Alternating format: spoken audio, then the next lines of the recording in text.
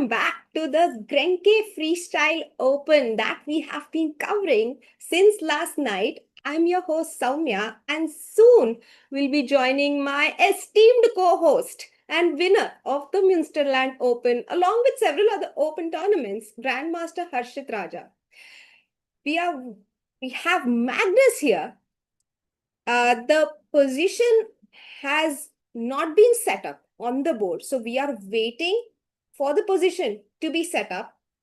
As you can see, there are only pawns set up on his board, not the pieces, because they have not yet declared the position. So once they declare the position, the players will set them up and we will be able to discuss it a bit. That is not Aryan Tari, that is Maxim Lagarde, not Maxim Vachier-Lagrave, but Maxim Lagarde, another grandmaster from France. He's 2600. Oh, the position has been announced.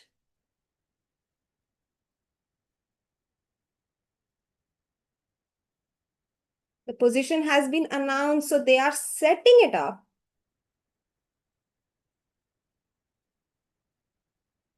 And the games will begin soon.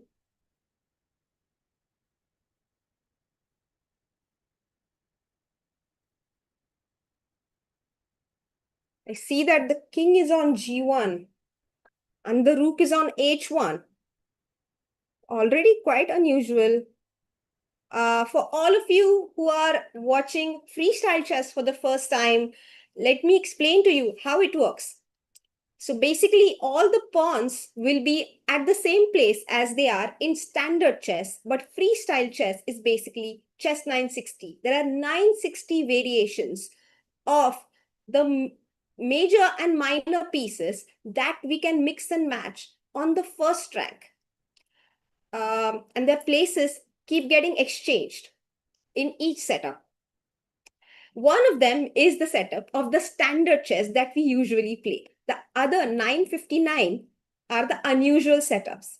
And there is kickoff.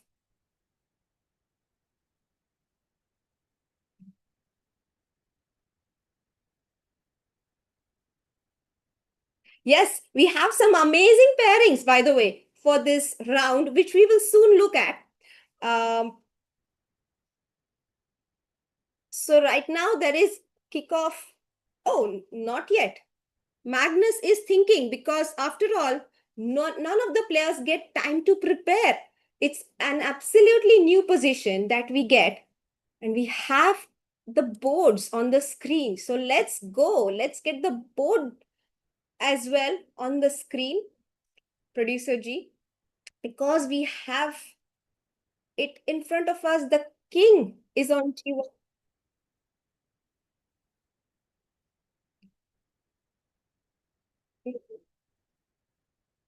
No, it's not here yet.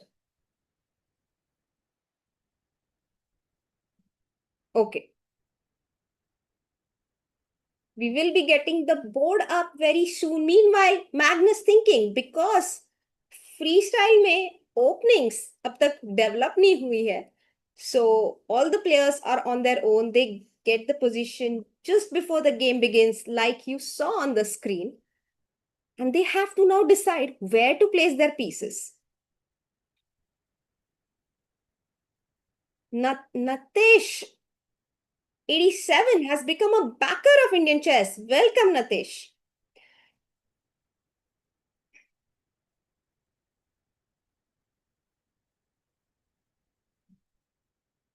Are there any Indians on top board, Soumya? Actually, yes, not on the top 5 boards, but we have the strongest, the highest rated Indian chess player, Nihal Sarin, playing on board 6 against a grandmaster. So already in round 3, the pairings are heated up. We are seeing Magnus being paired against a 2600 grandmaster. We have Nepo playing against Luke Van Velde with the black pieces on the second board. We have Hans Niemann playing against Alexander Bortnik, multiple time winner of the title Tuesday. events. And we have Jan-Christoph Duda playing against Niklas Hushenbeth, who's a grandmaster from Germany. He's come out with a lot of courses as well on openings. And on board 5, we have Vincent Keimer playing George Meyer, who has been a regular of the Austrian team, I want to say. Let me check.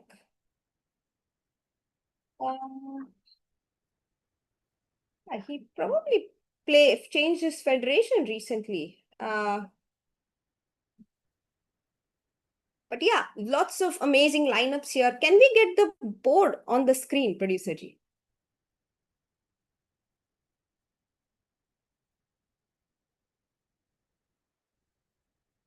Yes, we have the board on the screen and we have this position in front of us. No moves made yet.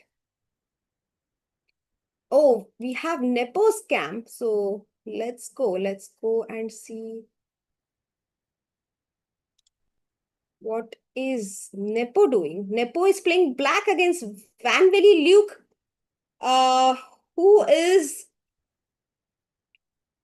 Oh, we have Magnus cam on the board. So let's go to Magnus game only. Magnus is thinking. Magnus is playing with the white pieces here. He's won his first 2 rounds. He was paired against female players in the first 2 rounds. First round, he beat Khalafoma from Azerbaijan, who is a WGM.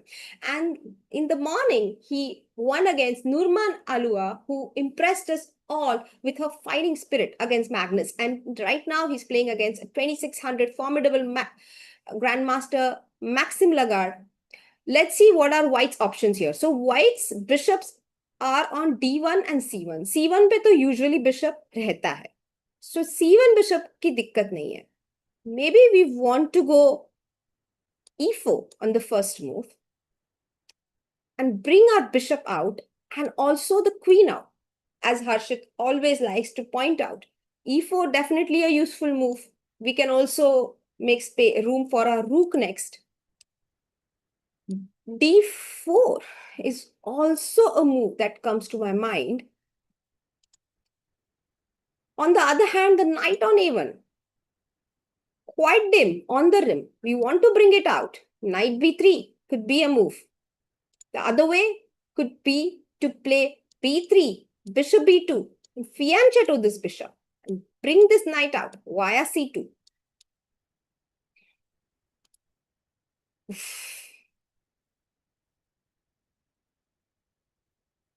Hi Soumya. Parth says, hi Soumya, I watched your singing video and it was amazing. On which channel? On which channel?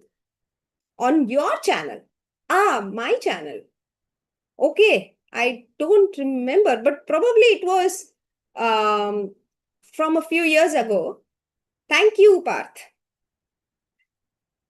Soumya, like the first round, is H4, but developing the rook possible? Yes, H4 does come to my mind. It did strike me, but I felt here it is a bit unnecessary because our king is ready to castle.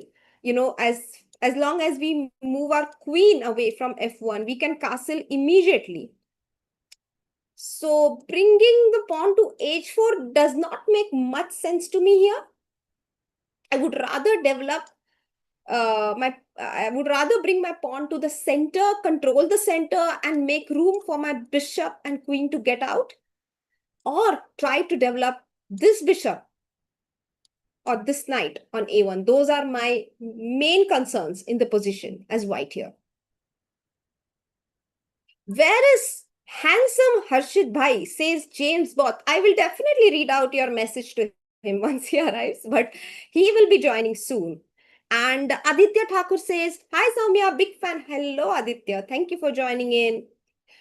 And let's go to the board number 2 and see what white has done over here. Luke Van Valley playing against Ian Nepomniachtchi. Luke Van Valley, a legend actually from Dutch chess. He's been playing in the Dutch team, in the Netherlands team for about 2 decades now in the Olympiad. They won a silver medal, I suppose, in the European Chess Championship last year in 2025.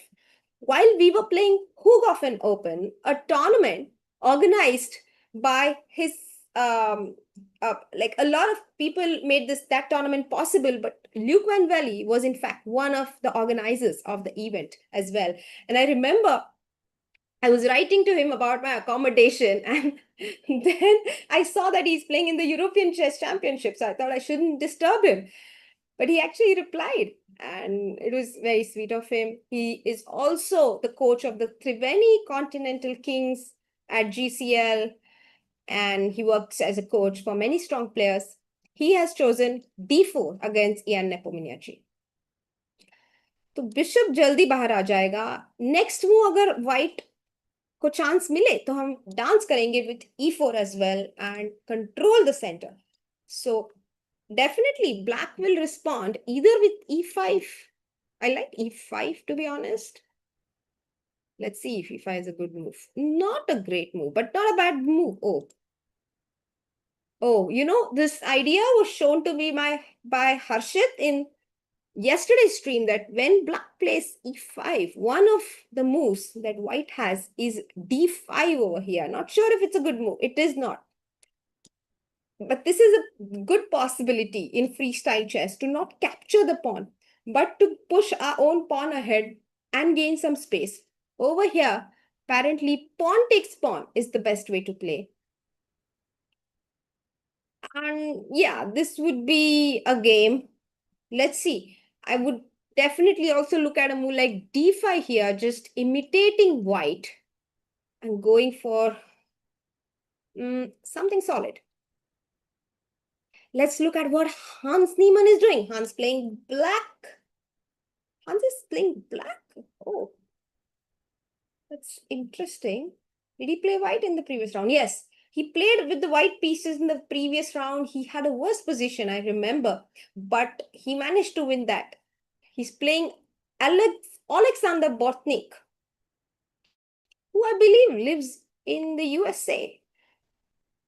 And they have started the game with e4, e5. A very standard opening choice in standard chess. Works quite well in this particular position of the freestyle. And h4, Buki your move on the board.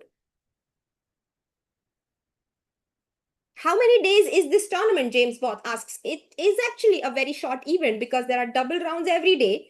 So we covered round number 2 in the morning. Abhi round number 3 hai. And by the time it will be 6th of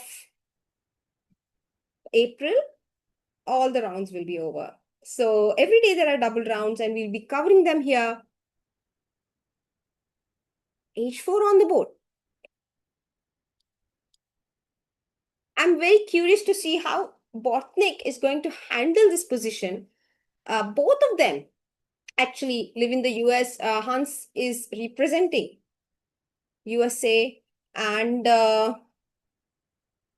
they must have played thousands of games online as well. And I'm really curious to see how they both are going to handle this opening. h4 actually is so strange for me because you obviously cannot move your rook here because it hangs, the pawn hangs. So you have to go h4 and then h5 as well, and basically gain some space on the king side.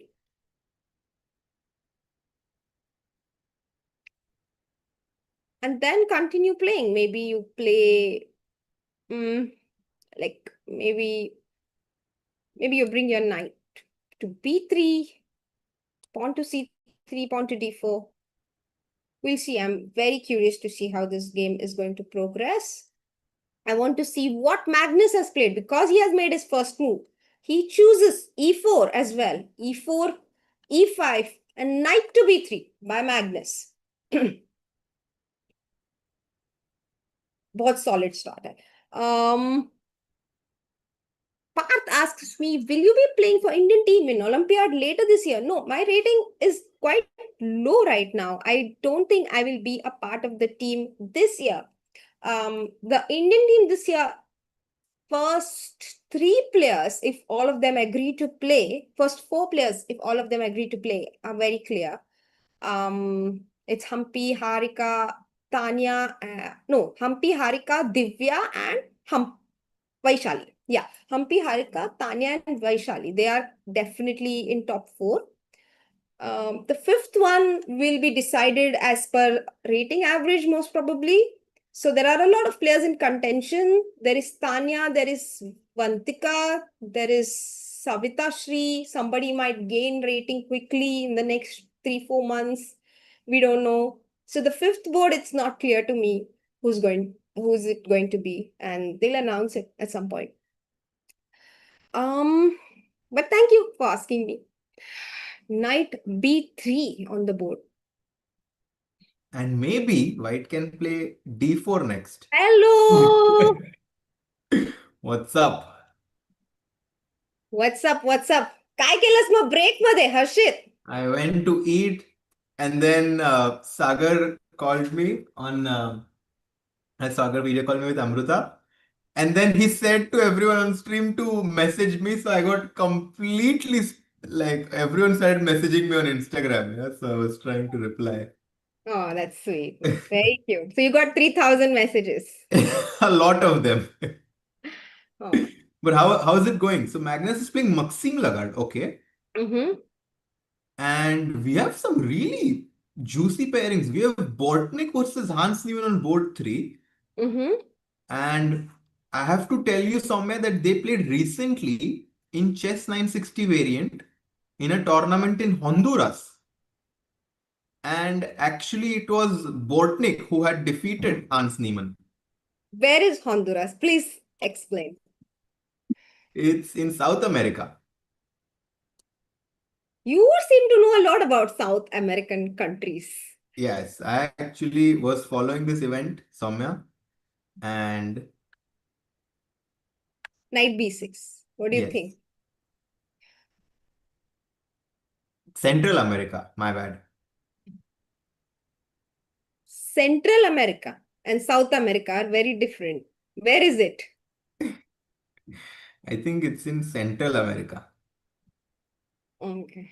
Guys, round 3 has started. Do like the stream. Candidates is also going on, Soumya.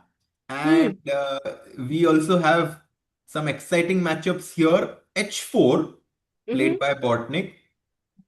And he's already trying to launch some attack on the king side. Maybe H5, H6 is his idea to soften up black's king. And I think if white plays h5, Bortnik को bishop g5 खेलना है, and that's why the move d3 comes to my mind. Ah, so you first control this square with d3, open up your bishop, and then go h5. Nice. Exactly. So you're not too straightforward with your plans. You make sure that you don't get caught up in your opponent's counter-attacking ideas. Yeah. D3 is a good move, very useful. But D3, don't you feel it restricts your queen a bit, or you're okay with that? I want to at some point even break open the position with pawn to f4. Maybe. Oh, D3 and F4 later. Oh, Yeah. very ambitious. I think white can be ambitious in this position. And you know, Soumya, if one of the players wins, the lower rated player wins right now, I think it will really boost their confidence. Yeah, definitely. I think Bortnik is like a amazing player in Title Tuesdays, right? And he's also won some Freestyle Fridays. So I don't know if we can really count him as a too much of a lower rated player here in this And we are match. so unlucky that Nihal is on board 6. Yeah, we just missed him. So he needs to win one more game. Let's go and see what he's doing. He's playing against Casper Chopin. Yes. With the black pieces and the same opening as on Magnus's board. He goes with e4, e5, knight b3. Exactly the same position on the board. And क्या ख्याल है Soumya, what's your prediction? Do you think Nihal can win with the black pieces? I think I am saying that he will win with black. Oh, really? Okay. Yeah, he has a fair chance. He's from Netherlands, Casper. But Okay, he might win Nihal, this. yeah, I think Nihal is in great shape, and Mhm. somehow he plays these very creative ideas. Already you can see he has played c6. He is not copying his opponent. I think he wants to break in the center with d5, and Kasper needs to decide what he wants to do. Maybe White can consider d4 himself. That Yeah, seems to be exactly. an idea. D4 is a very good move here, Harshit. Well done. So knight b3, d4. D4 is also the top choice by the engine. And once we've played knight to b3, we are already ready to play d4. Yeah. So I think for me, this move d4 is something that seems quite strong. And Kasper is thinking. What about Magnus's board? Do we have any moves there? Let's go. By the way, I just want to point out that in the previous round, we were looking at Rauf Mamadou's unusual blunder of touching the rook first before while castling, because of which he lost an exchange, and he did lose that game against Kamali who is playing on board number 18 against Murli Karthikeyan. Oh, wow. Maybe we can just have a quick look at what Karthi is doing, because we haven't covered that game at all, and we go back to Magnus. Yeah, Karthikeyan Murali, I mean, for the ones who don't know, is an exceptional talent from India, and he is extremely good in puzzle solving. He is Hmm. one of the most imaginative and creative players in chess. So it's very nice to see him playing in this tournament. Knight c3, c6, knight c2, and knight c7.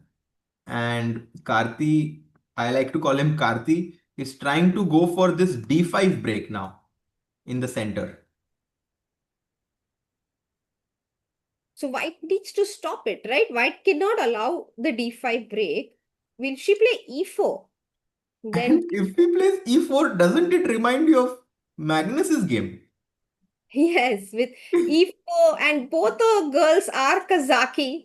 That was Nurman. This is Miret Kamaledenova, both from Kazakhstan. E4, d3, and then you get this big square on d4, which you can count on.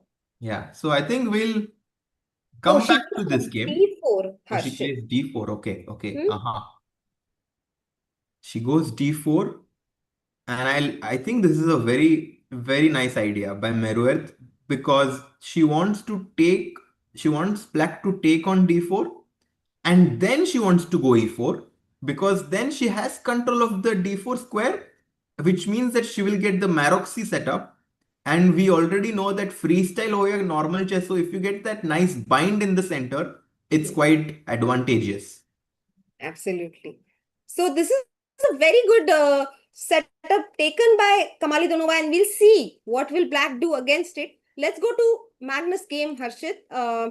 अच्छा ज्यादा moves ही नहीं हुए यहाँ पे. Actually, I feel like chess, in a lot of ways, I always think is similar to football.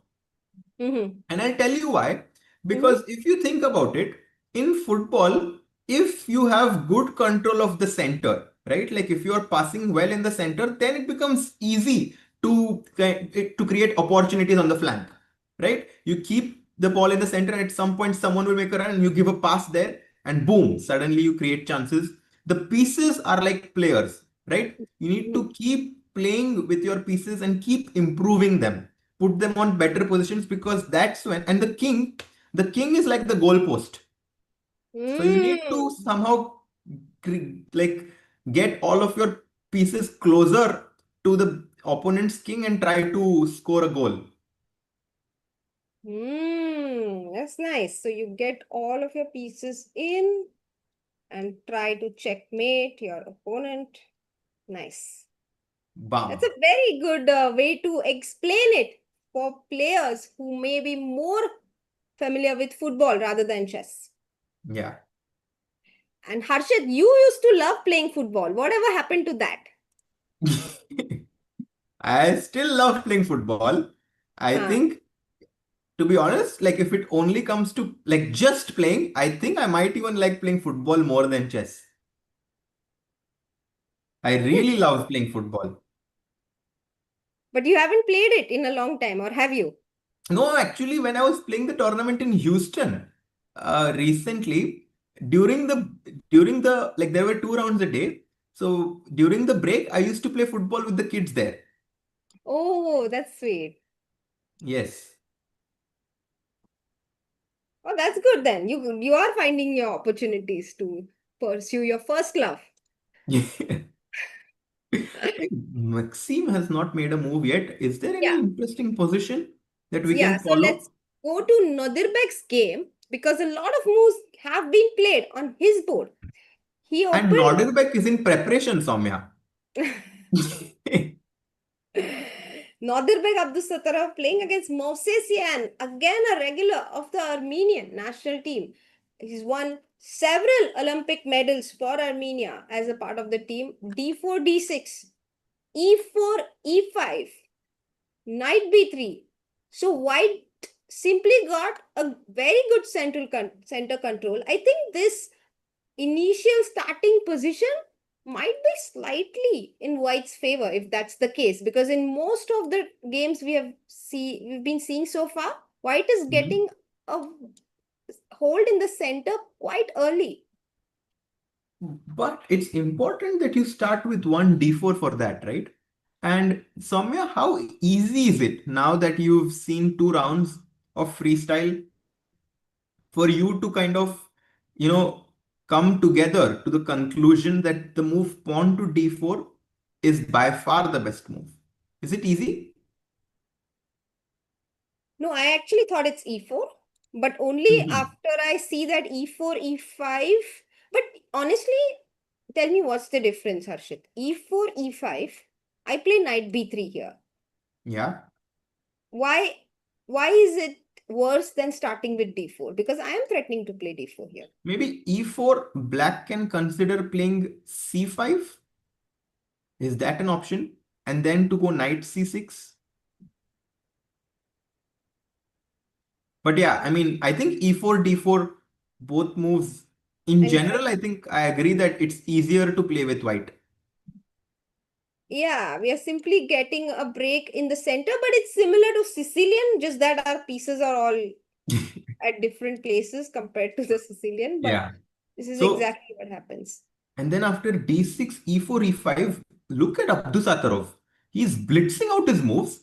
Mhm. And yes, if you take them there, bam, bam, knight b3, chop, chop, bishop f6, c3, knight b6, and immediately he goes f4, which is the best move in the position. And guys, Abdusattorov Nodirbek, besides the other Uzbeki player who's in a hot streak at candidates, this duo is deadly. Do you think he Ob- might have checked this position at home, Harshit, and that's why he's playing so fast? No, no, no. I think he's just utilizing his opponent's time very well. So since Sergey Mosesian is taking his time, Abdusattorov is thinking and putting pressure on his opponent's clock. Hmm. What are the chances that many of these players have studied so many freestyle positions that they must be getting something familiar on the board?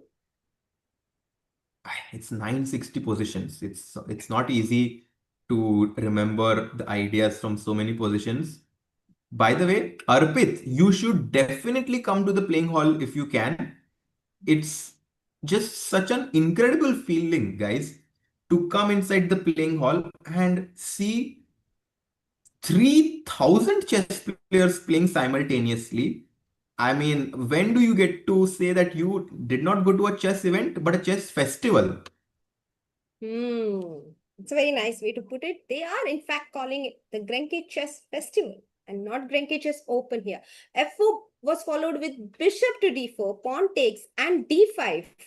A good decision by Mosesian. Again, instantly blitzed out. e5. I have a feeling that Nodirbek simply understands what to do in this position, Harshit. I think Nodirbek is helping Sendarov. उसको फटाफट खत्म करना है और or maybe he wants to follow the candidates. Yeah, one of the two. He wants to finish the game, quickly go and check what is his compatriot Sindarov is doing. Because look at him. He made the move in 40 seconds. Yeah, he's playing so fast and so accurate. E5 on the board. He's Crazy. got this amazing center control Yeah. here. Black would like to play c5, but then we simply, okay, I thought we are going to play bishop e3 here, but apparently that's not good because of knight c4. And maybe some pawns will be missed. So what is the way to defend against c5, Harshit?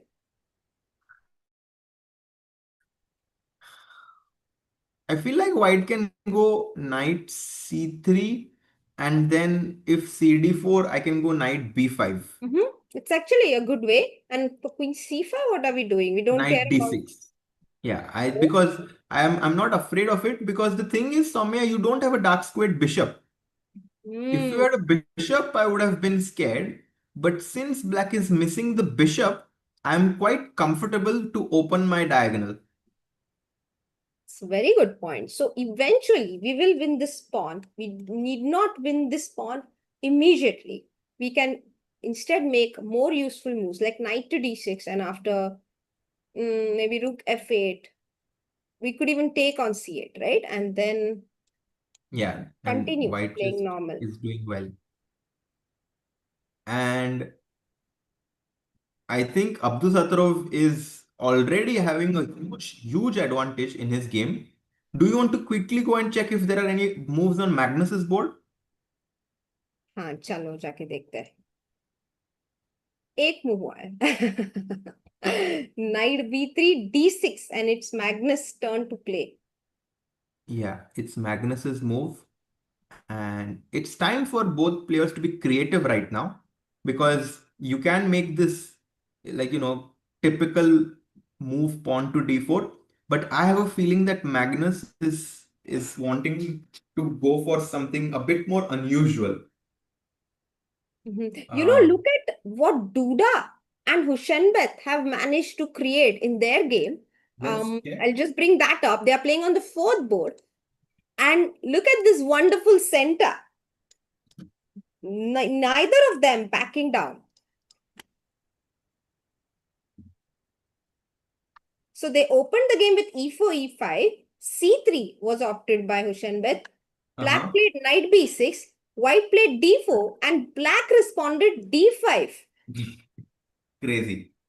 By the way, Nicholas Hushenbeth Mm-hmm, is someone who has studied freestyle chess in in a meticulous fashion, since mm-hmm. he has made a course on freestyle and how to kind of for an introductory course, and he is quite often commentating for the freestyle broadcast.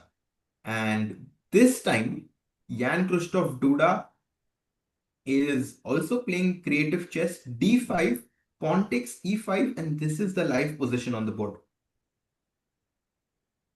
d5, pawn takes e5. Played, and black has a choice whether to pick up this pawn or this pawn, and both of them seem to be all right. Which one will you go for, Harshit? You know, I am biased towards D4 because mhm. at least there is a trap. This trap that we have showed before, if rook takes E4, that would be a very bad mistake, guys, because bishop F5 and black wins material.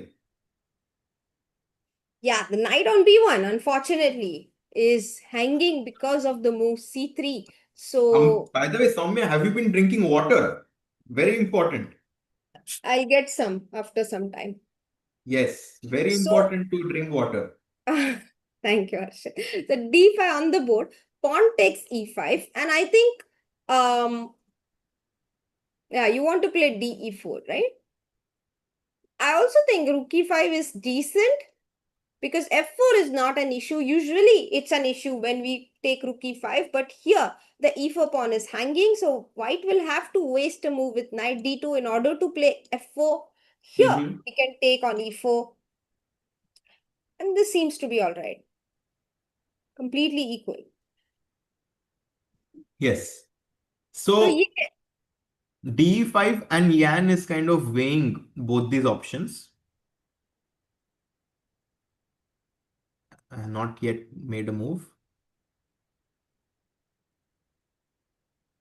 By the way, Magnus just made a move. Let's go to Magnus board. Yeah, Magnus Magnus has has played just made a knight move. to c3, not d4. Harshit, he decides not to take control of the center immediately, but to play knight c3. No, Soumya, I think I have a feeling Magnus is going to create a completely different dynamic in his game by playing f4. And I think he wants to recapture back on f4. Like, I won't be surprised. Let's say black plays knight to c6. I won't be surprised to see a move like f4 here. And after e takes f4, I won't even be surprised if he responds with pawn to d4.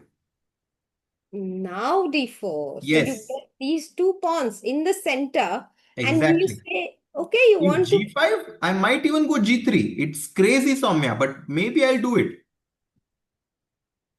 And You I'm go playing ahead. for positional compensation here. The engines are laughing. Well, not really, but it's decent, I think.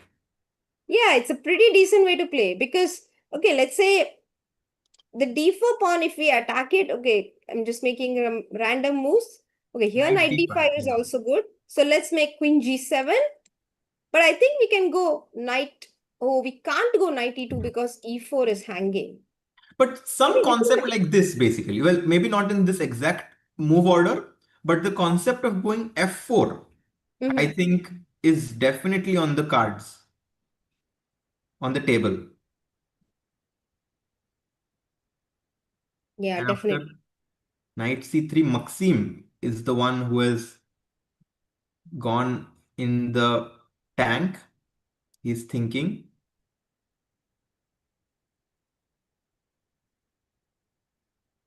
So f4 did not happen. None of this has happened. Knight c3. Black could even play f5. Oh, damn. Black goes for f5, yeah? Crazy. He hasn't played it yet, but it is possible because why not?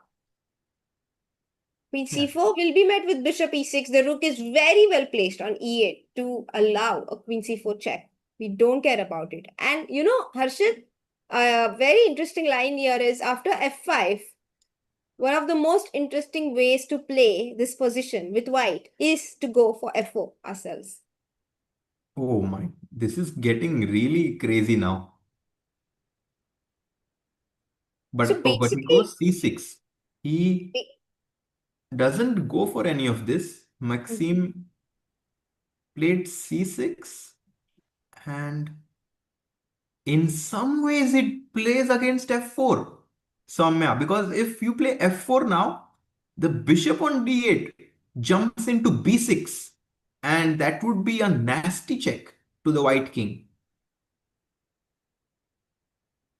Oh my God, after f4, bishop b6, and yeah, we have d4, but not it's not sufficient. Yeah. It's dangerous. So we have to play d4 now. We don't have a choice. But now we are happy to play d4 because black committed c6. Mhm. So So let's this go d4. And d4, what do yeah. you think black is going to respond with? Black will not take, obviously. He'll play knight b d7 But mostly. then knight d7, bishop e3, It's similar to the Philidor, no? And now knight b6, can we play? knight b6. Oh, Yeah. and now you want to go f4, huh? This is maybe Hmm. your point. Hmm. Because you covered this diagonal with your bishop. Anyway, the bishop can't come to b6 anymore, so why not? Yeah. Let's quickly check what's happening. Like, what are their expressions? And oh my God.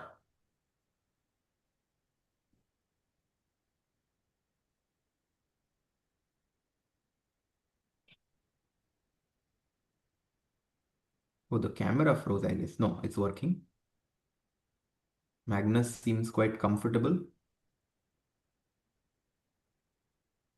Yeah, Magnus' eyelashes are blinking. That's how I know it's not frozen. Otherwise, the body language is quite still. We see some spectators, actually players, who are spectating the games over here. Oh, the Can players we? must be so tired, Harshit, It's not having easy. played, because they played the first round last evening. It got over by 11 or so. And then they had a morning round today. And already in a couple of hours, they have the next one. Soumya, can we check Abdusattorov's game? Because his good friend, or at least his compatriot in candidates, has almost winning positions against Hikaru, and Abdusattorov here is also doing really well against Movsesian. So both these Uzbeki players, yeah, I mean, one is dominating in Cyprus, the other one doing really well in Germany. क्या चल रहा है? Amazing. The only Iris, you may be a Jyotish, but Abdu might prove your prediction wrong by, running away with the title here. E5, knight c6, queen f2, queen b4 on the board, and short castle played. Oh, look at this. This is such an amazing move. Short castle, and we bring our other rook on the file that we want. Both the rooks are perfectly placed. Yeah, this looks really good for white. Okay, excuse me. We don't care about the pawn on d4. Is it? Yeah, we don't care because I think we get very quick development. We give away our pawn and we are ready to launch f5 e6 very quickly. And look at Magnus there, leaning back in his chair. He's enjoying himself. Let's see knight d4 first, because this is definitely a mistake. Knight d4 and maybe a3 is Yes, sufficient. a3, and I think white might be winning a piece, na? Soumya, because if queen c5, there is bishop e3. I thought so, but apparently not. Queen c4 seems to be holding for black, because there is no way to attack the queen once more. Yeah, but I b3 runs think into knight b3, and right now the threat is queen into c1. So we cannot play knight d2 ourselves. Yeah, but I just feel like white has excellent compensation. We have this amazing center with f4, e5. We have the bishop pair. Black's king looks quite vulnerable there on g8. And I think Abdusattorov has really proven in this game that he understood the position much better than his opponent, who is also a legend in himself, Movsesian. I honestly don't understand his time consumption, Harshit, because he has, after all, given up a pawn here. He could have supported it, right? Could he? He missed that bishop e3 runs into knight c4. So maybe over here already the decision has been taken to give up the pawn, because queen f2 has to be played. Bishop e3 will run into knight c4. And after queen f2, queen b4, again bishop e3 runs into knight c4. So we play short castle. And I like this. Sacrifice first, think later, Soumya. Very good approach. And I can't believe that Abdusattorov is down to less than 90 minutes on his clock. Ridiculous. So knight comes to d4, and maybe b3 is a decent move here, Harshit. To want bishop a3. Yeah, that's a very nice idea. Very And nice. we are also taking away the square on c4 for the queen or for the knight. And no matter what, we play bishop a3, right? Next move. Yeah, we go bishop a3 next. You can't even castle, right? Because, because of this idea. So let's say castle and bishop a3, and we lose a lot of And by material the way, here. Movsesian goes bishop f5. He doesn't take the pawn. And Abdusattorov is like, you didn't take it once, which means you won't take it again. And he goes knight c3. Fantastic. He's playing all the top moves, man, Harshit. I genuinely think, I really hope we get an interview with him on our channel, and I would love to find out whether he had actually checked this position. No chance, Soumya. And because how would he have analyzed a dubious line for black? Because what black did was not very natural. I So, mean, maybe he played it in a freestyle Friday, and his opponent played exactly the same way. You never know. hmm. Mhm. Yeah, interesting. Interesting. By the way, can we check Hans's board? Because it seems to be heating up already, board number three. Mhm. So, why don't you explain this game to our viewers, Harshit? I'll be back in a minute. Yeah, sure. Guys, Bortnik goes for the aggressive approach with h4, h5 and bishop h4, bishop h3. But Hans has played quite accurately in the opening. He goes for g6 and f5. And I think he can respond with pawn to d6 already. Guys, I know both tournaments are happening simultaneously. It's not easy to choose. And I hope you guys can follow both these tournaments because we have a lot of exciting matches happening in this round. Magnus Carlsen playing here.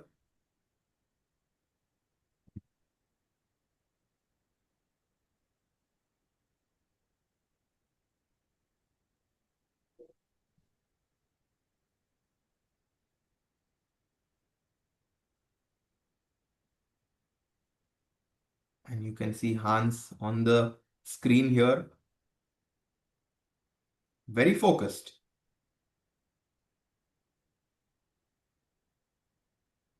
Hmm? And look at this. Hans. Hans. Magnus is there. Yeah. And I'll just, 1 second. I'm getting a phone call that I need to pick. 1 second.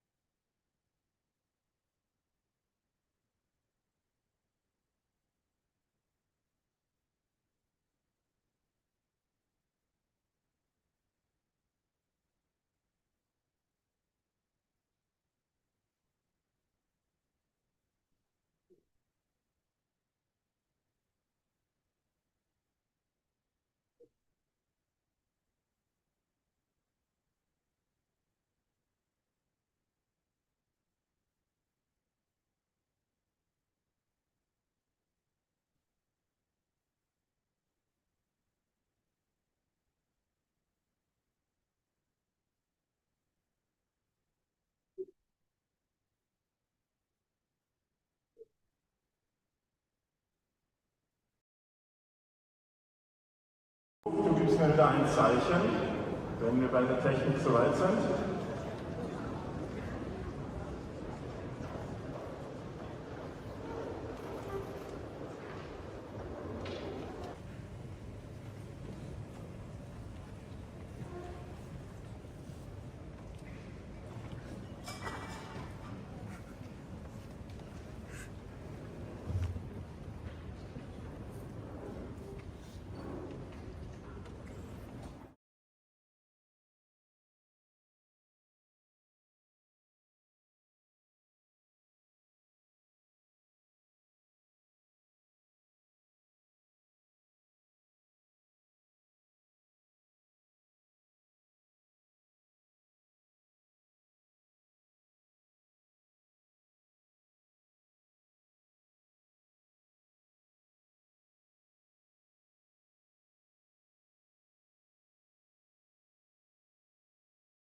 Oof.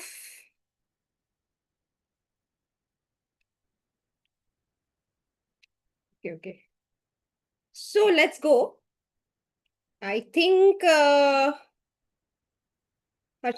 explaining this position to you. Oh, lots of things happened. H5. I guess Harshit must have explained this to you. So I will move to maybe some other board. Let's see what Arvind is doing against Benjamin Bo, 2500 Grandmaster from Netherlands. Arvind is playing with the white pieces. उन्होंने d4 के साथ game open की d4 d5 knight c3 knight b6 e4 on the board takes actually d4 as we were discussing with Harshit is one of the best moves. The other good move here is e4. So the basic plan is to control the center. d4 d5 knight c3 knight b6 e4 pawn takes and knight to b3. So he did not pick up the knight, the pawn with the knight, which is a bit surprising to me. Knight to b3, and here black had the choice to defend his own pawn, but he decides not to go for it because maybe f5 will be met with f3. And then there are a few weaknesses in white's position, black's position. Let's say f5, f3 takes, bishop takes, and maybe c6. This was one way to continue, but black decides to be solid. Black goes knight c6. So white took on e4, eventually e5 on the board, challenging the center. Pawn takes, knight takes, and h4. This is the current position on the board. Let's see what has happened. It's almost a symmetrical position. Agar black h5 khelenge, there is absolutely no difference. Let's see what happens if we play h5 ourselves. Seems to be okay. So black can actually copy white here. Simply make the same moves. This should be a very, very decent position. Oh, only Iris says, damn, Bok is my favorite streamer for chess, but I can't root against Indians. Hi. And I see you're back. Hello, Harshit. What's up? Yeah. So, Arvind's game, yeah? H4 and H5.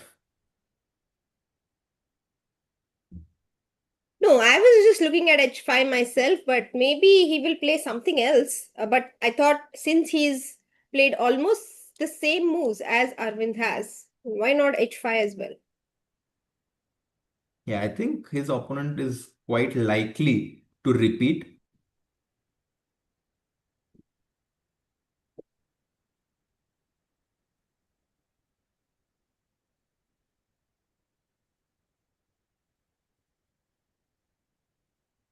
So this is like a little bit uneventful so far, this game.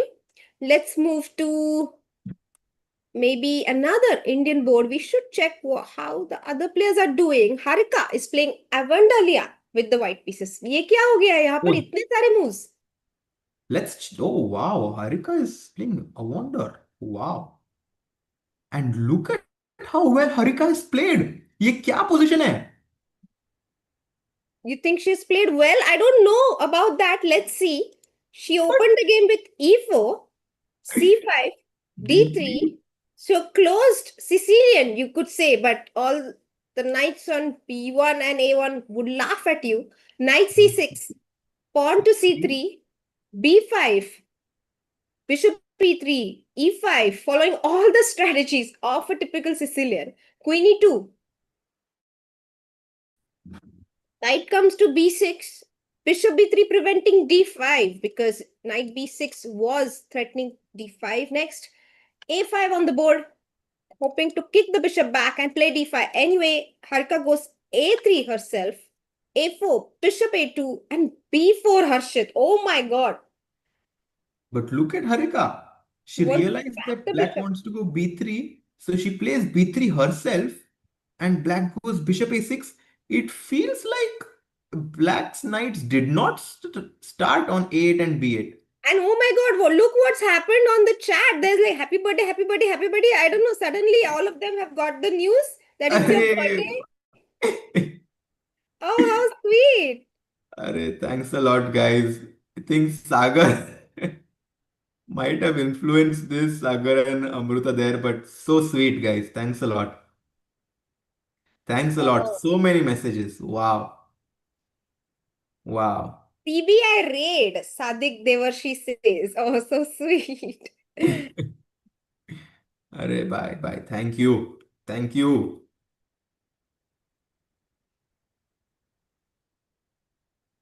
So that's very sweet. There's a very sweet raid out there in the chat. There is a pawn raid on the queen side over here. B3 Yeah. incoming. There is like pawn attack happening on this game, yeah? Black is going with b4, a4, and white is defending with b3. So I think even a draw would be a fantastic result for Harika here, who is playing freestyle event for the first time. Bishop a6 on the board. Honestly speaking, I see that it's equal, but I don't like Harika's position so far, Harshit, because I simply don't like the idea of placing all your pawns on the third rank and being so passive here. Can you explain it to me and the chat? Why is white still doing well? I think the point is that the pawns on b4 and a4 are currently being challenged. And black has spent a lot of time moving those pawns, whereas white, on the other hand, has developed his bishop. The bishop on a2 is doing really well, in my opinion, because What? no, I'm serious actually, because whenever you take on b3, the Okay. bishop will take back on b3 or the knight will take back on b3, Mm-hmm. and then the bishop on a2 always has influence on the on that a2 g8 diagonal. Mm-hmm. So I think white is quite solid. That's a very optimistic way of looking at it. I would be so unhappy with my position here if I were white, but now that you explain it to me, at some point my bishop is going to open up and Yeah, I will be free of all this pressure. exactly. And then you're doing quite well. So I think it's also on black to kind of show what he wants to do with those pawns there. Because if black doesn't find anything, then white will open up the position and have an advantage. So knight goes to d2, but then pawn is hanging, so that's not okay. But you can Knight go queen goes, c2 and then you can go knight d2, I but you feel. have to prepare it. Yeah. So, okay, this game is quite interesting Mhm, strategically, mhm. and I definitely want to keep an eye out on this game. Very nice that you spotted this actually. Um, and by the way, she goes for CB knight c2. She makes a small inaccuracy here, maybe. Also, I want to say, Harshit, wasn't black threatening pawn takes pawn himself up with the idea that pawn takes, knight takes, and I go knight d4 here? Is that a possibility for black here? Maybe, but then white anyway took on b4 herself. So we will find out. Pawn takes, and Knight c2. Acha. Yes, so she was concerned about this knight coming to d4, Harshit. That's the reason she's gone for this knight c2 move over here. Yeah, and then black took on a3. Black took on a3. No, not yet. Game is not yet progressed. Knight c2 on the board. Pawn takes e3. Yeah, Oh my and God. You know what? There is a lot of happy birthday, party chahiye messages on the chat. Maybe Harshit, you should address them and reply. yes, guys, party zarur dunga. And I really am thankful for all of these wishes. And Jabi, I will come to India. I would love to meet you guys. So this is very, very sweet of you, actually.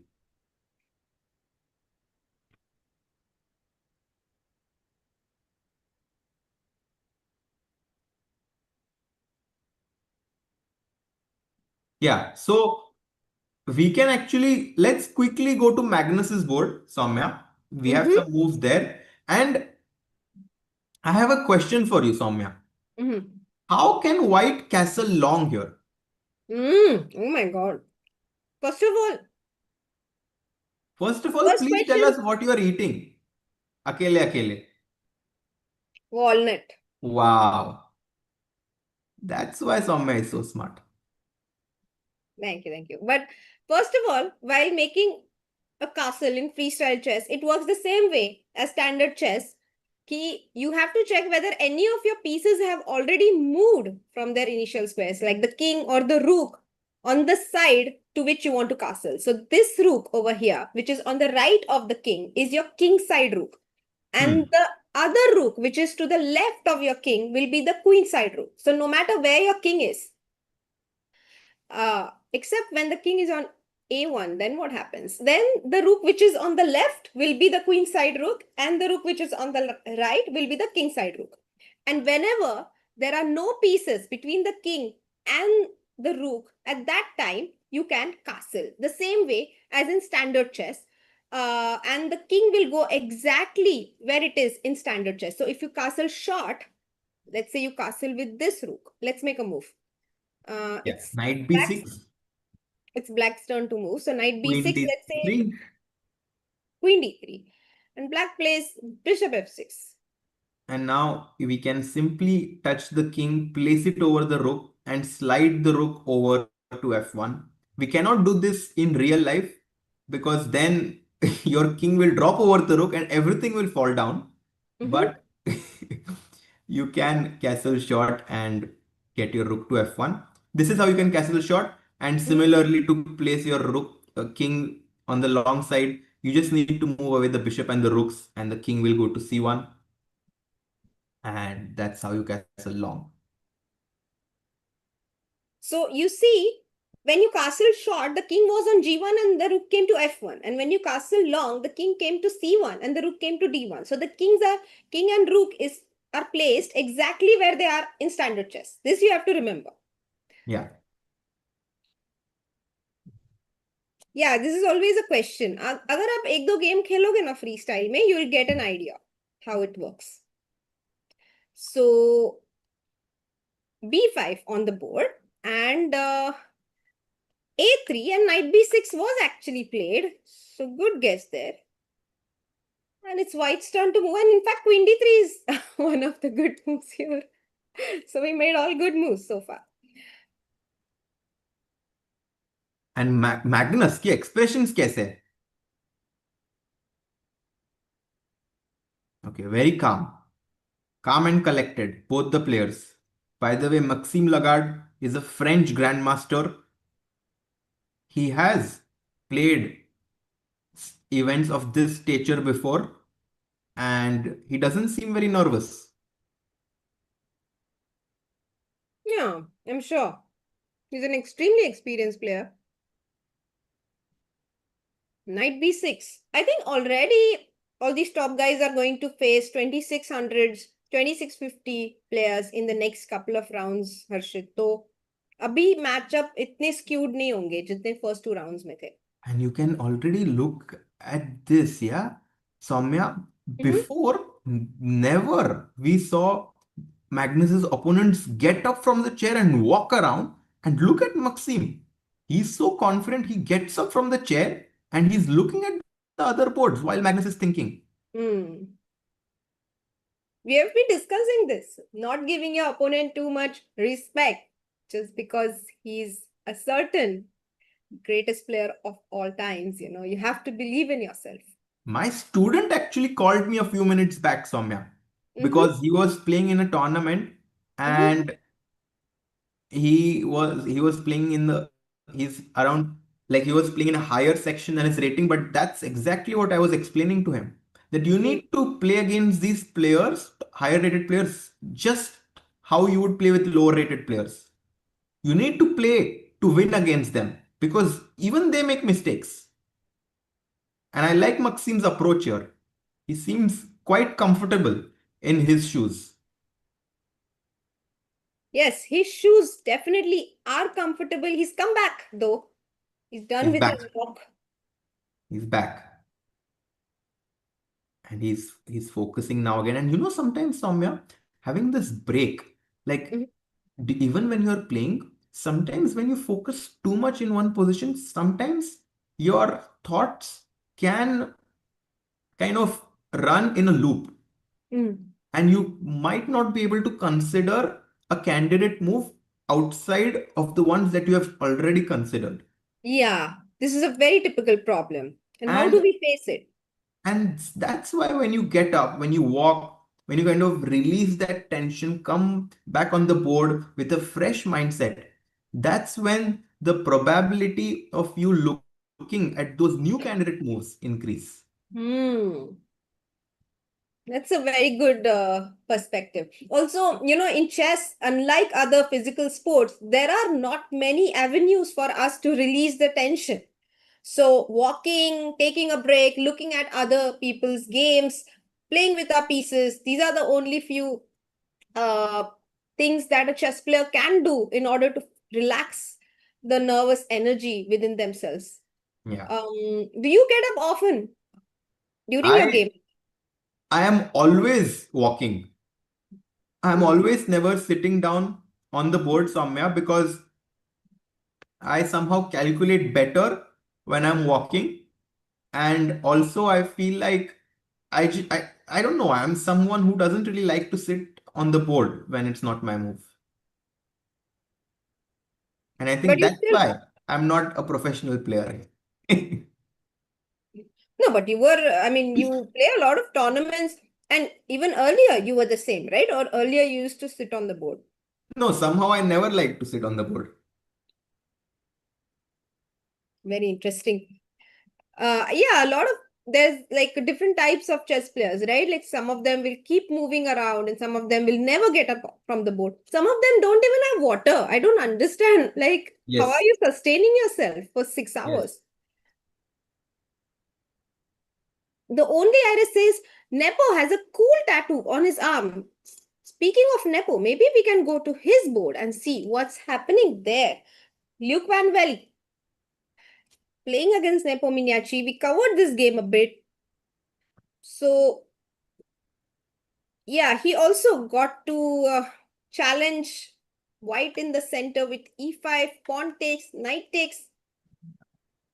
came to d4, bishop d7, pawn b3, Harshit. This is the point. Do you want to go c4 or what? I think Or he play? also wants to prevent the black knight from coming into c4, and yes, bishop b2. But look at this, Jan Nepomniachtchi blitzes out pawn to f5. A move which I would have been scared to make personally, but I do see the point of it. The white bishop on Especially d1. after b3, no? Especially after b3 because we don't get bishop b3 anymore. Exactly, Soumya. Where the bishop on d1 cannot really come on that diagonal. And I think if Louis Van Velde moves his knight somewhere, black might be ready to push pawn to c5 as well, Soumya. Keeping away Wow. the knight on d4. And suddenly you can kind of see that black is pouncing on white's pieces, but engine says, no, no, no. You're overextending your position. White might have a crazy intermediate move like bishop f4. Is that the point? Bishop f4? Doesn't it run into knight b6? Oh yeah, knight g6. No, Yes, this no, is but maybe maybe. you're right. Rook e8. Let's see it till the end. And queen Okay, e8 now. queen e8. And the Two of bishop and knight hearts. both are falling. So black has an advantage. So no c5. But maybe f4, Harshit, and this also is bad. Maybe knight b5. Simple dimple chess. Knight b5 is also bad. It's actually not working at all because of knight f3. Let's ask the chat. Ooh. Let's ask the chat. Okay, chat, we both took some time to find it. Can you find it faster than us? It's a challenge. Knight b5. What will you play as black? It's a two-move combination. Three-move combination, actually. If you can find the first move, I'll make it on the board. And then you'll have two more moves to guess.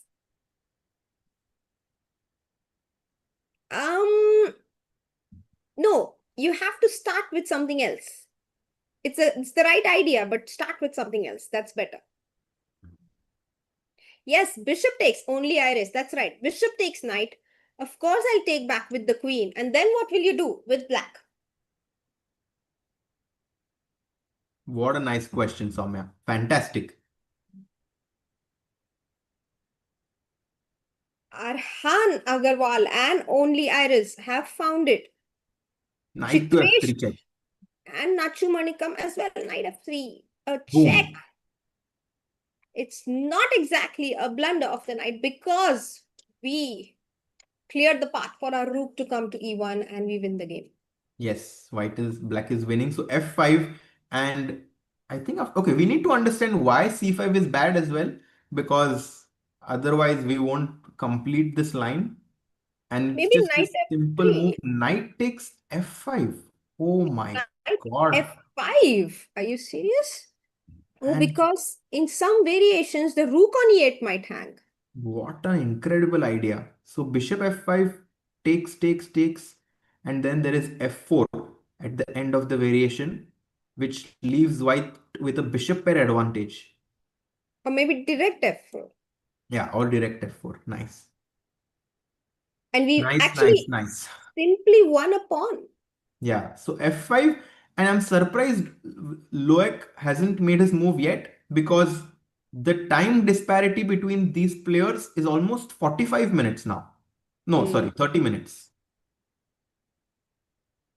Yeah, I'm sure Luke Van Velde hasn't played as much freestyle, and that's perhaps a reason why he's taking a lot of time to come up with ideas in this position. F5, not an easy move to face. Let's see what white is going to choose. Knight g3 seems normal. I actually really dislike b3 now that I look at it, Harshit. It's causing so many problems in white's position. Yeah, p3, not the best decision. By the way, Magnus ke game pe a very interesting move played by Maxime Lagarde. Let's go there. Here, maybe c3 would have been a better choice than b3. So let's go to Maxime Lagarde's game against the world #1 chess player. Magnus, and black plays bishop to a6, and he has made his intentions clear. He wants to push pawn to b4.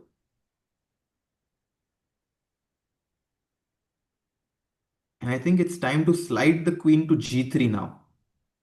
Queen g3, removing the queen from this diagonal under which it can come under attack. अरे हमारे knights कुछ दूसरे ही side of the board पर खेल रहे हैं. They should have been on f6 and g6. Yeah, the black king on g8 feels a little lonely here, I think. Completely misplaced. What happened? I think something went really off in Maxime's strategy here. Okay, he played c6. Let's go back a few moves. He played c6. White played d4. He Okay. played b5, attacking the knight, threatening to attack the knight with b4. A3 on the board. Knight B6, descent, Queen D3, and Bishop A6. Can you go back? Let me try to think what I would play. So, okay, B5 makes sense to me. Like B5 is logical. No, yeah, A3. Okay. Okay, Knight B6 makes sense to me. Queen D3. Because I'm not convinced that I would play Bishop A6. For me, a move like A6 is much more natural. I mean, if I were to ever touch anything on that side, because I generally think that my bishop is much better on the C8 H3 diagonal. So and now that I think about it, bishop E6 might run into pawn to D5. And the problem is my B5 pawn is under attack after E takes D5, and that's why, Soumya, I would like to play the move pawn to A6, preparing the move bishop to E6, and this is how I would approach this position if I was playing black. Very valid point here. A6 preventing D5 ideas in case you want to play Bishop A6, even otherwise. I mean, white always has this idea of D5, so we prevent it once and for all. F4 maybe. Do you think white would play F4 here, or it's too risky? Yeah, It's so risky, something like this. But now, because we have the B5 pawn protected, black can start marching with C5, C4, and black is doing well here. So, Soumya, this would have been a slightly better approach, in my honest opinion. He goes bishop A6, and now Magnus, has he made a move yet? Not Yes, yet. he goes Queen G3. No, he goes for it. Queen G3 on the board. Maybe H4, H5 next. All of his pieces are really well placed except for this knight. The knight would have been better on F3. And can I make a bold statement that even if, let's say, you play knight 8 d7, okay, let me try to just make sure. I generally think even castles is not a blunder. And if b4 to sacrifice my exchange, Soumya, I think it's quite okay. Like b4, I just take on b4. Really? I thought you want to go bishop e2, Harshit. No, I just wanted to take. I wanted to take the pawn on b4 and basically say that even here after rook f1, I have excellent compensation. And this is why I really dislike bishop to a6. Because I feel white has excellent compensation here. I would choose white any day here. It's a very interesting approach here. However, don't you feel it's unnecessary to sacrifice an exchange, or is it only an idea that you were suggesting? I'm saying Go for it. even if white goes for it, it's good for him. And this kind of tells you how good white's position is.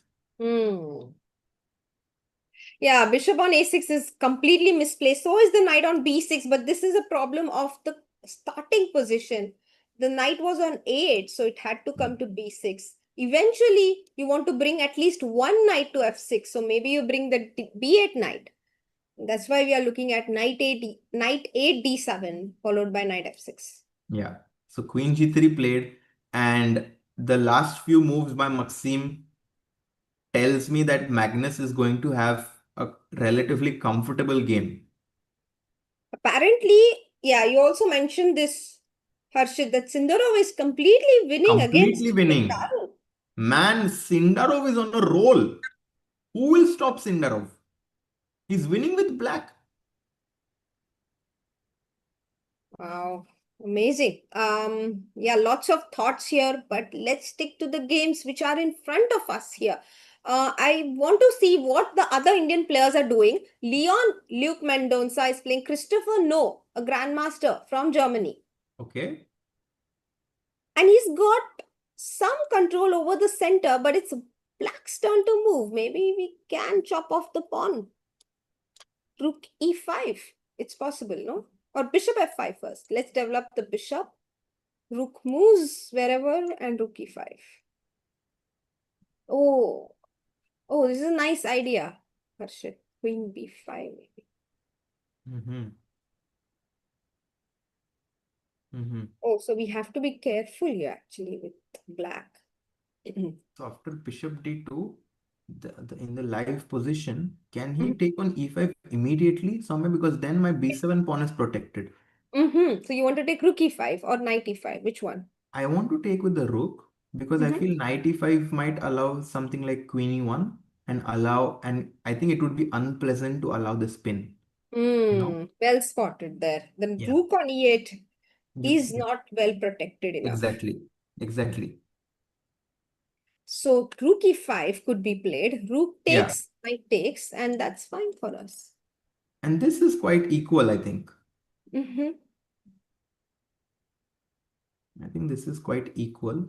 If you go f4, guys, the problem is that you really weaken the diagonal. And after f4, black can even play c6. And that's just a deadly idea. f4, c6. And black might just be winning there. Ooh. And the knight's at, oh wow. So let's show this. f4, our knight is under attack on e5, but instead of defending it, we will play c6, ignoring the attack. Because after pawn takes bishop b6, there is nothing that can come in between the bishop and the king, except for the queen, which will be lost. Yeah. Oh, this is wonderful, actually. It shows the problems of having the rook on h1 instead of f1. I mean, if the rook was on f1 already, we could have played rook f2 at least in that position. Yes. So By the knight way, e5. Yes. yes, what happened? Knight e5.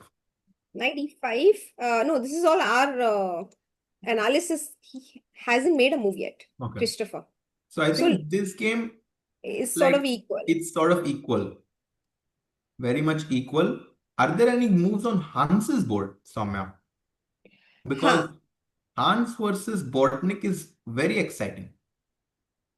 Okay. Let's go to Hans Niemann's game, who's playing Bortnik. And oh my God, lots of moves here, Harshit. Indeed. h4. h4 पे हमने छोड़ा था ये game. h4, knight b6 happened. h5 also. Oh, so he did not play d3 first. He went for h5 directly. Yeah. h6 was also allowed. So knight c6 was played. Bishop g4. I like this move, bishop g4, to be honest. g6 and knight c3. f5 बहुत ही creative game चल रही है. Yeah, f5. Bishop को पीछे हटाया. Bishop h3, queen f7, knight to b3 and d5 by Hans. So Hans has this amazing King's Indian structure, but from the white side, he has the center control. अगर c4 पे c5 पे भी होता तो मजा ही आ जाता. Now white has to take a decision, no? White can't play d3, it's too quiet. Yes, I think that black is quite happy. I think in terms of success from the opening, I think that black has got a successful position from the opening. And I think if white plays d3, we might even play something like, by the way, imagine this, yeah? We somehow go bishop f6, bishop d7 and do a switcheroo. Oh. Where do you want to go? Okay, bishop d2. Bishop d2, bishop d7, and I just do a switcheroo. Oopsie.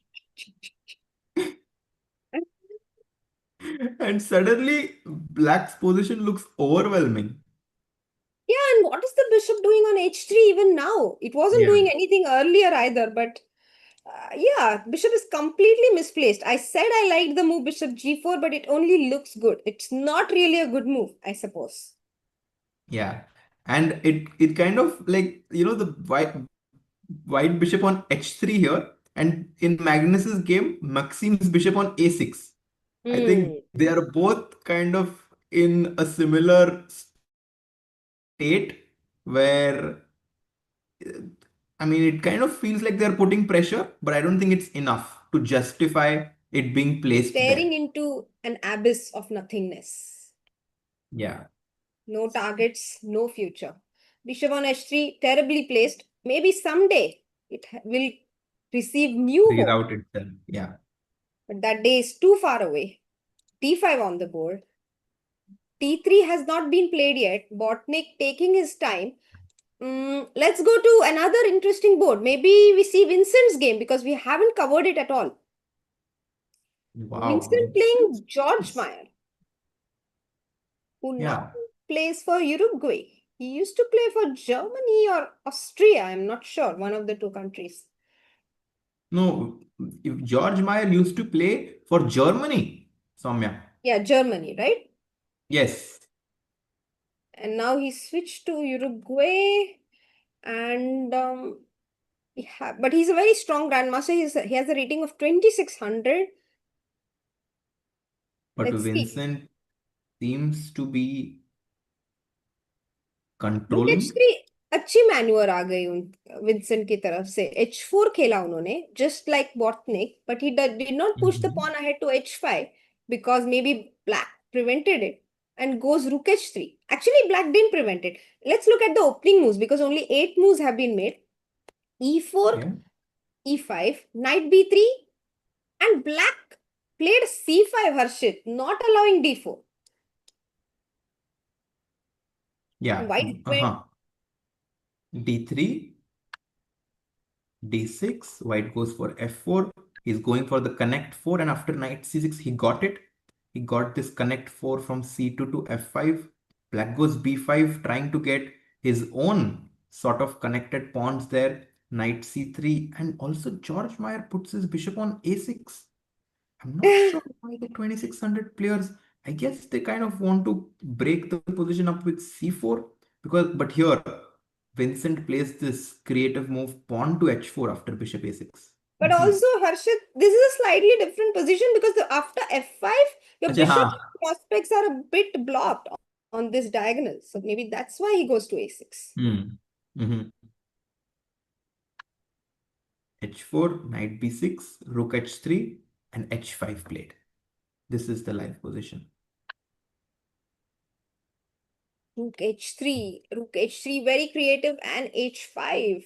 तो castle करने की जरूरत ही नहीं है. We've already got our rook out. Where is it going though? Because the h4 pawn will be hanging if we move the rook away from the h5.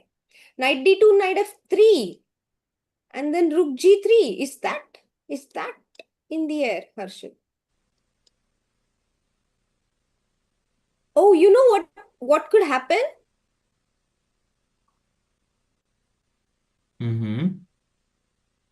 I'm just trying to make this work. At some point, okay, I go with my knight to f3, then I bring my king to h1, queen to g1, and play g4. Yeah.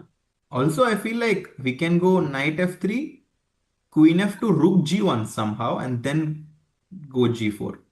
But I think this concept of going g4 at some point is very much in the air, Soumya.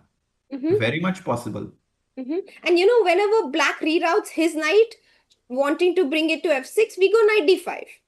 Yeah. So in fact, black will have to make some concessions. He has to maybe push b4 on the queen side, allow us to get control of the c4 square, and only then go knight d7. So no matter what black does, he will have to go for a trade-off. Yeah. And he goes knight d2 by the way, Vincent. Knight d2, yes. Yeah.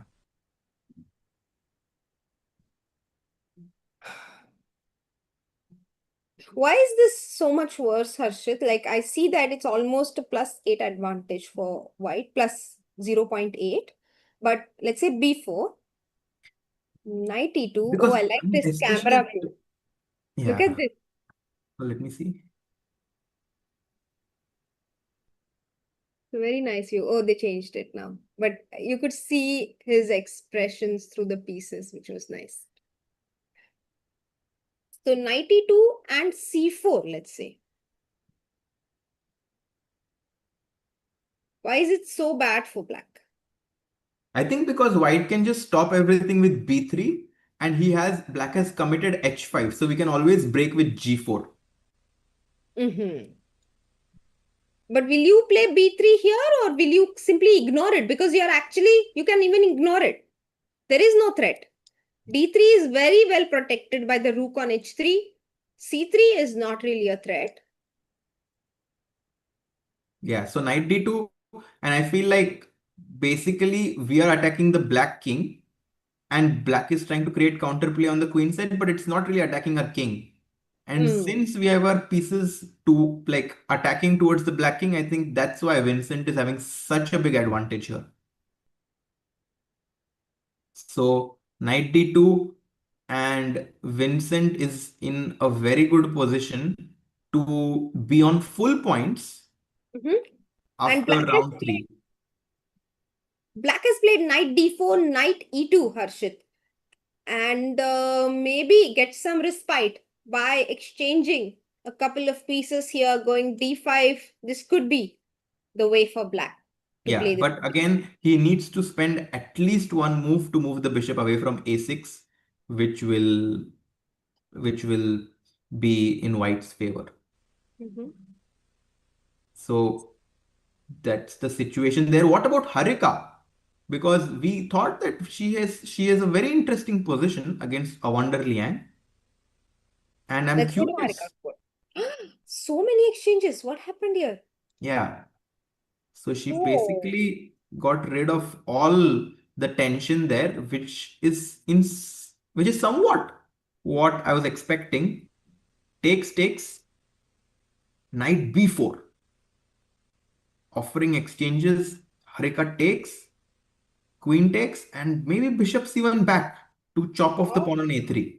Nice. Backward moves are hard to spot, but once you spot them, they do their job really well. Queen a4 will be taken, and then you take bishop a3, is it? And then this game might end in some sort of a draw, which would be a good result for Harika. Because Evander Liang is a top class player. He actually defeated Hikaru in a training match right before the candidates. So I think everyone is well aware of how strong he is. Queen b4, Harika down to 34 minutes, but her position is quite okay. Yeah, definitely a good result for Harika here. Do you think players must be happy to make a draw in the second round of the day, or everybody is in full spirits? I think if Fight it out. people had a choice, I think many of them would have accepted a draw, Soumya, to conserve some energy. Because if you played a long game in the morning round and you again have to play a long game, it's brutal. So how many hours have you played in a day when it comes to playing 2 rounds a day? You can easily play 9 hours. Oh, much more, no? Can play at least 9 hours plus you have to prepare. I mean, it's not easy. And 9 how hours many hours have you spent playing in a day in a tournament? maximum. Yes. Oh, I've definitely spent more than 10 hours playing. Not bad, but I think I beat you by 4 hours, Harshit. What?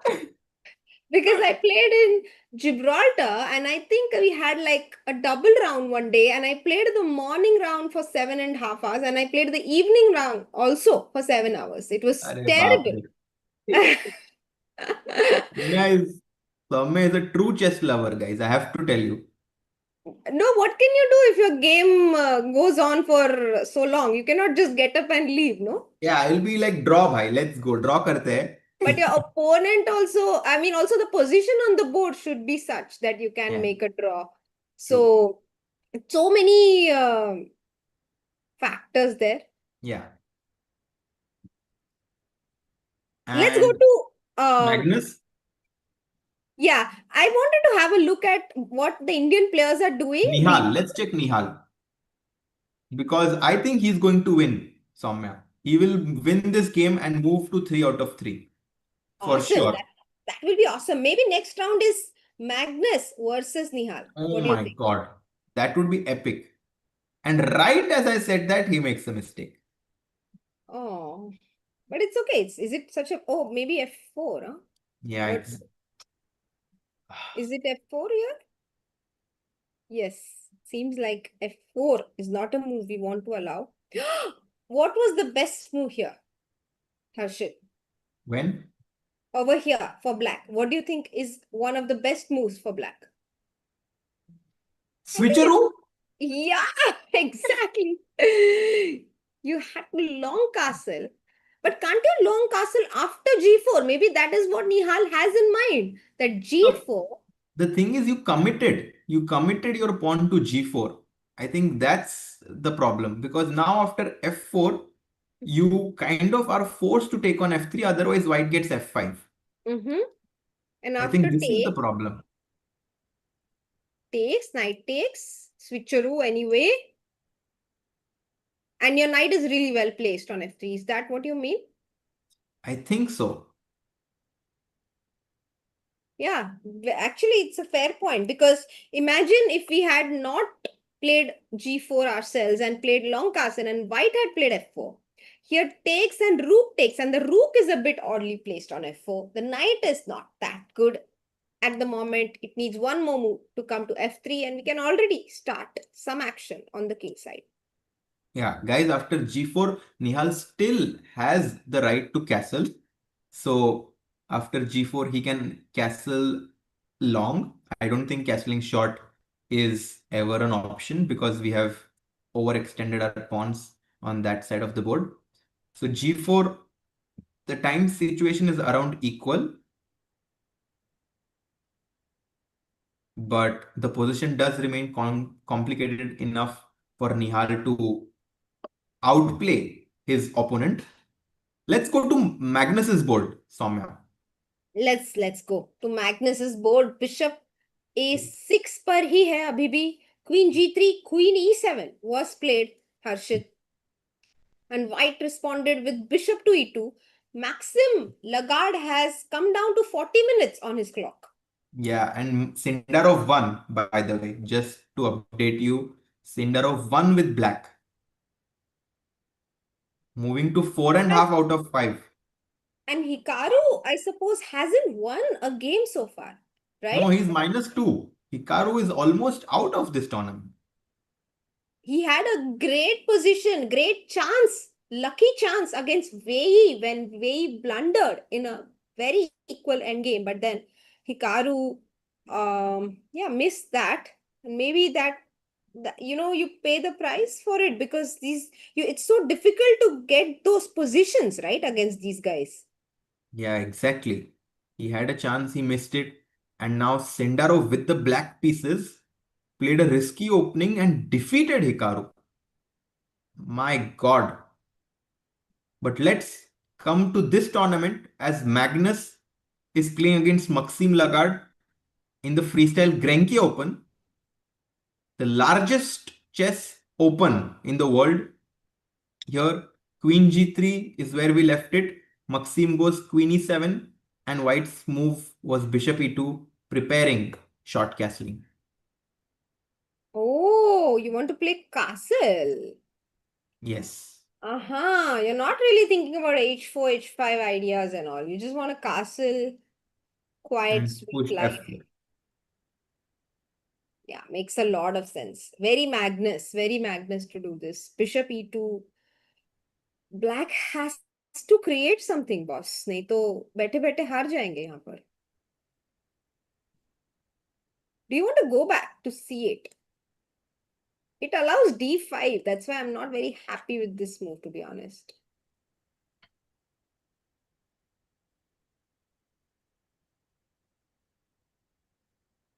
So my idea is if you castle, I play. Yeah, it looks bad only, but let's say I play f5. Oh my God. F5 is bold. Yeah, it's too bold, no? It's too bold. I think there's a clear problem with it. Pawn takes, bishop takes, and pawn takes e5, and we have an isolated pawn on e5 because, guys, queen e5. will not work. Ooh, that's a great question. Queen Queen e5. e5 does not work.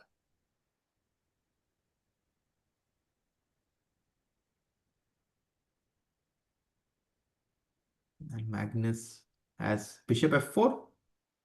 But also, exactly, Gukireza, the simple bishop c4 check, disco check wins the queen, as we see Hans walking past the board of Magnus.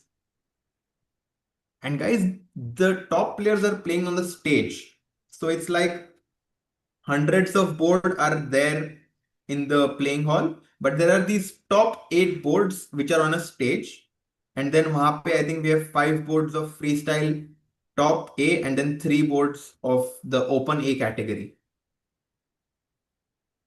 And who is playing in the open A category, Harshit? Who are the top players there? I think there are a few 2650 players. I saw that Igor Kovalenko was the top seed in the open category. And Yes. there is Abhijit Gupta from India. Yes.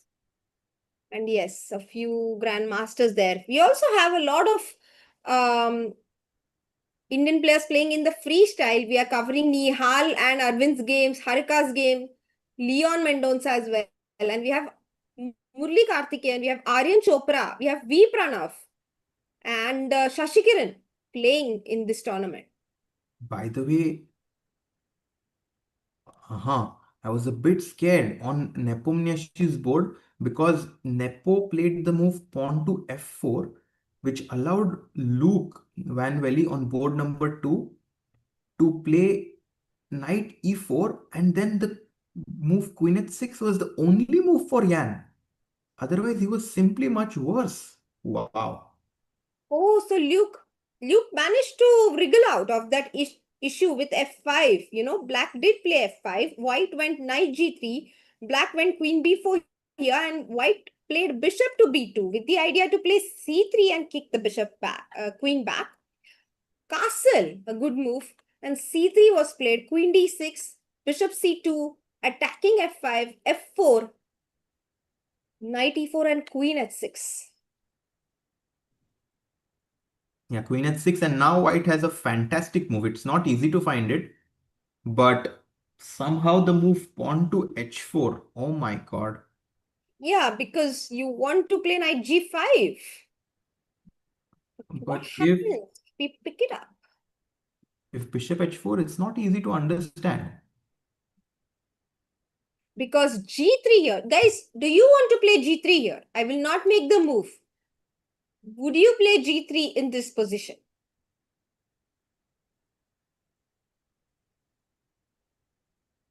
It seems winning. You have pinned the bishop. Why don't you attack it with the pawn and threaten rook to h4 next? It seems winning, but for black, because you can simply take the pawn on g3 and the rook on f8 makes sure that you cannot capture back the pawn on g3 because there's rook takes f1 check.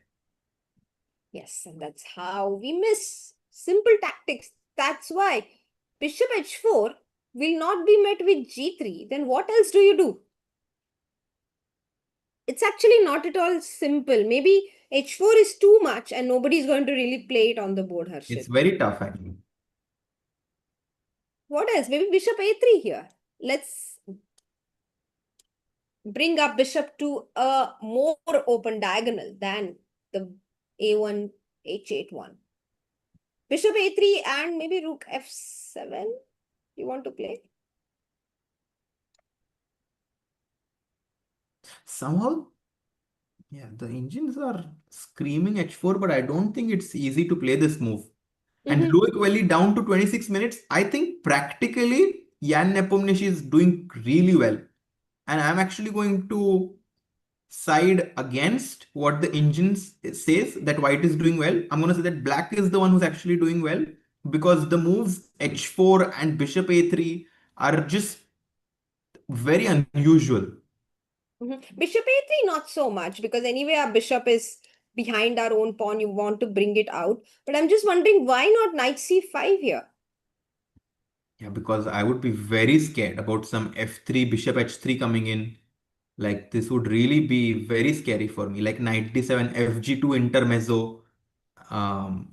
Like I have to be careful about these things, I think. Uh-huh. So it's going to be a wild game. Let's see if Luke is up for it, or he chooses something a little more quieter than the moves we have been suggesting. By the way, Let's go to Magnus' game. yes, Magnus's opponent has played and he has played h5. Harry the h5. Could be a good move, no? You want to create some play for yourself. Yeah. But what if I stop it with h4? Then maybe you have a target and you have sort of restricted me from castling shot. Maybe that's the point. But then even you cannot castle. But my position is anyway a little bit dicey. So let me at least prevent your plans. Yeah, I think h5.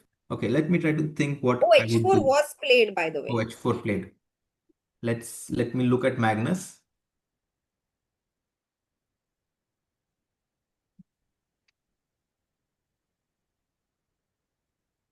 I think Magnus is constantly going for the simplest choices in this tournament so far.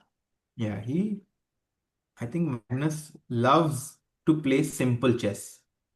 And I think this is what he excels in.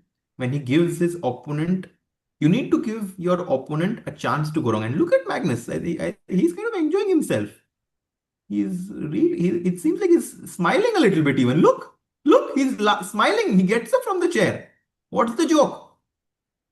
That's why he got up from the chair, because he couldn't control himself and he wanted a minute Crazy. to amuse himself and will come back. That was crazy.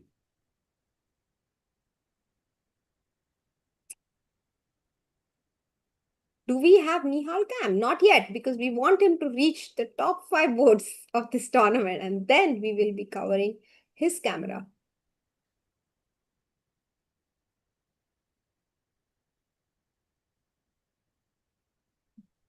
Yeah, maybe.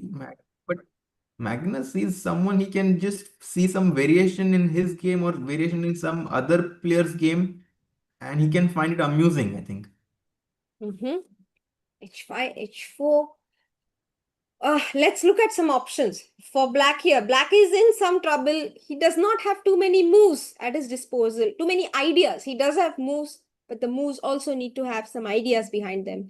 Let's see if knight d7. 97, that's exactly the move that I was considering, Soumya.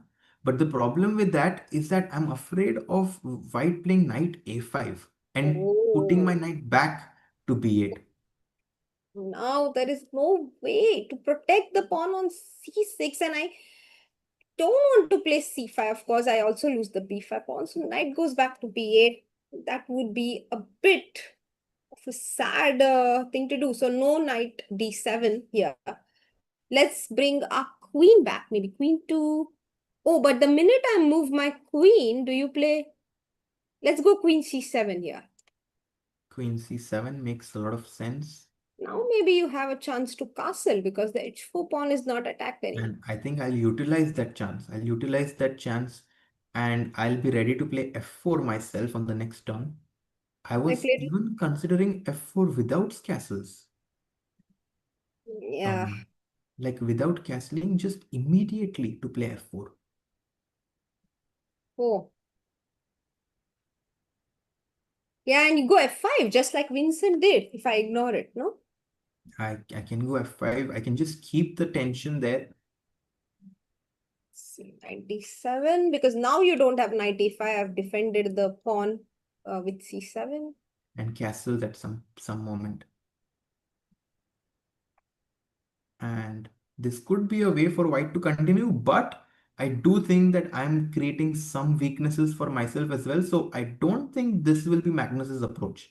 I think Magnus loves to play when his opponent does not get counterplay. That's usually his style. So queen c7. Let's see other options here. Bishop goes to e3. Maybe just castle, like you mentioned, Simple Harshit. chess. Yeah, I think that's probably what we will see. Not easy to find moves here for black. What? What? No way. No way. Soumya, no way. Check out Harika's game. Is Harika Holy big? moly, holy pepperoni. Wow, Harika has won against, I wonder, she moves to 3 points. What happened here? She is a piece up in the final position. Let's see, we left the game after queen b4. Bishop c1 happened as we had discussed. Black to Soumya, I bishop loved takes White's position, but d3. look at what happened. Black Bishop to bishop c3. takes d3, a cool move because queen takes d3, runs into queen e1. So Yes, bishop a3 was played. yes, And black played queen a5. Once again, you cannot pick up the bishop. The queen is retained on the same diagonal. White yes. played queen to d2. Queen Uh-huh. takes, knight a4. How did Harika win this? Harshit, please explain it to me. How Look, did look, Harika win this? look what happened. Bishop Bishop c4. c4. She wanted to trade all the pieces. Bishop takes, knight takes. Yes. Bishop e7, a huge blunder by Avonder. He thought he wants to go into the knight end game and be a pawn up, but bishop takes, rook takes, and Harika is like, thank you very much. Nandri, he goes rook to a1, she goes rook a1 and wins the piece. Did he forget that he had not castled yet? Did he Harika, forget my that the rook? goodness. I think And I wonder forget that the rook is on h8, not on f8. And that's yeah, what happened here. Oof. and a brain slip by Avonder here, rook takes a4, and he just resigned, I guess. Yeah, I think he played on a few moves, but he resigned immediately. And yeah, what can you do? You're a piece down. It is simple blunder, maybe tiredness, maybe casual, a little lapse of concentration there by Avanda, but full points to Harika. She moves on to 3 points. Well done. And what a flying start Harika is off to. Soumya, she might qualify for the Weissenhaus event. Oh, yes. Oh, yes. If she comes in the top three in the end of the tournament, in the women's ranking, then the top three in the women will actually qualify for the Women's World Championship in Freestyle 2027. Man, Harika was like, pehle din pe, Harshit, I've never played freestyle, I'm a bit like, I'm a bit nervous. And then she comes, she wins the 2 games, then she defeats Avonder Liang. I mean, Soumya, even if, Avonder made a blunder, we have to give credit to Harika because she created opportunities for Avonder to go wrong. And very often, it's very easy to say that, it's a lucky game or something like this. But no, she did create opportunities for her opponent to go wrong. And I think it's underrated. Even just playing good moves by yourself, whether it's enough for a win or not, that itself is an achievement in chess. There are so many mistakes waiting to happen on the chessboard, and if we can avoid them, that itself shows that we've played a good game. Yeah. So, yeah, good game by Harika there, and sometimes you have to be lucky to get the full point, and And she was happy to take it. Soumya, talking about upsets, can we go to Jan Nepomniachtchi's board number 2? Let's go. Because the experienced Luke Van Velde, who has been a coach of many strong players, he has been a coach of Anish in the past, has a big advantage against Jan. Because he found the move h4, Harshit. You were saying bishop a3, rook f7, h4, all of these very tough moves to find. And I agree, they are very tough. But Luke Van Velde is up for it. He finds these moves. Now he has to find the right continuation. There are a few options, but he might be in really good shape here because so far he's played a really strong game. Maybe knight Yeah. c5. Knight c5, and somewhere these classical players are some of the ones who can be quite deadly to face in this format, because they not, I mean, Luke Van Velde is one of the players who has kind of grown up in the fundamentals of classical chess, but at the same time he has worked with modern engines. So I think he is someone who can kind of like smell this opportunity where he could play this move pawn to h4, which I do think that it's like a more modern move than anything else. Because in recent times, the engines have always suggested moves like h4 and a4, and Luke takes the only opportunity that Yan gives him. And this is what it takes to get an advantage against these top guns. Yeah, you have to go for it. H4, bishop h4. Now that I look at the position, Harshit, I also see that we have knight d2, a quiet move here, threatening knight f3. How is black playing against this move? Maybe queen f6. But Knight d2, queen f6, and at least there is a draw, yeah? Knight e4 back. No, no, no. Okay, queen can go to d8. So knight maybe not. f3 Knight anyway, f3. Yeah. because you cannot move the bishop. The h7 pawn is hanging. The bishop on c2 is extremely well placed. Absolutely. Knight d2 would really pose problems on Jan Nepomniachtchi. Wow. So actually, and even bishop g4, some of you might think prevents knight f3, but it doesn't, because knight takes knight f3, bishop takes f3, rook e5, a stunning sacrifice here. Rook takes and knight Really takes on f3, and we are attacking two pieces at the same time. crazy line, Soumya. By the way, look at that bishop on a3, which is doing a fantastic job of making sure king g8 se kahin nahi bhag payega. And the bishop on the edge of the board is actually, a hero, a hidden hero in This one. white position here. After bishop h4, Luke Van Velde with 15 minutes on his clock needs to clutch and find knight to d2. Do you think he'll find it, Harshit? I think he will. I think think he so will. too. I think so too. I think if he found h4, he will find knight d2 as well. And look at the focus with which Luke is thinking in this position. I think, but the boards are not updated, yeah? The camera is lagging because I don't see a black queen on h6. So I think this camera is stuck, actually. No, no, no. The board is fine somewhere, but the camera is stuck. Okay. There is an interesting option for black here, by the way. Knight d2, we go knight to g4 with the idea to play bishop f2 next. What do you think white should play here, Yeah, this Harshit? is actually a scary move. I think this is probably the move that Luke is spending the most time on, because black has a very direct threat. So I guess I have to take on e8 and go knight e4. Knight, rook takes, bishop takes, knight e4. And what if I go back to e5? Because, But knight yeah, e5, I can. because after knight e4, I see that you are threatening knight to f3 once again. Aha. So I want to prevent that with knight e5. And can I go bishop c1 here, or is it too crazy?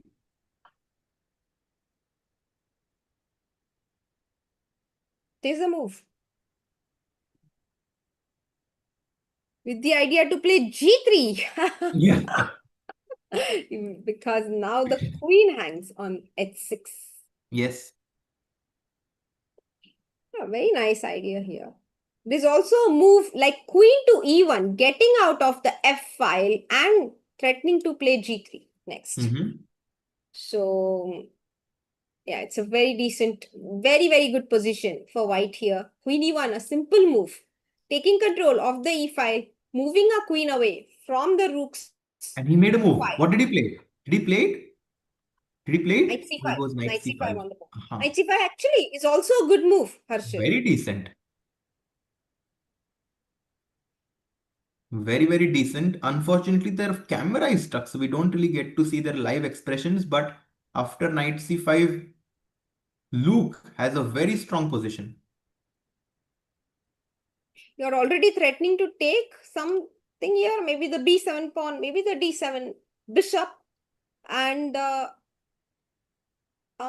in some situations, you could also go back to d3, exchange this knight, and play knight f3 next. Yes.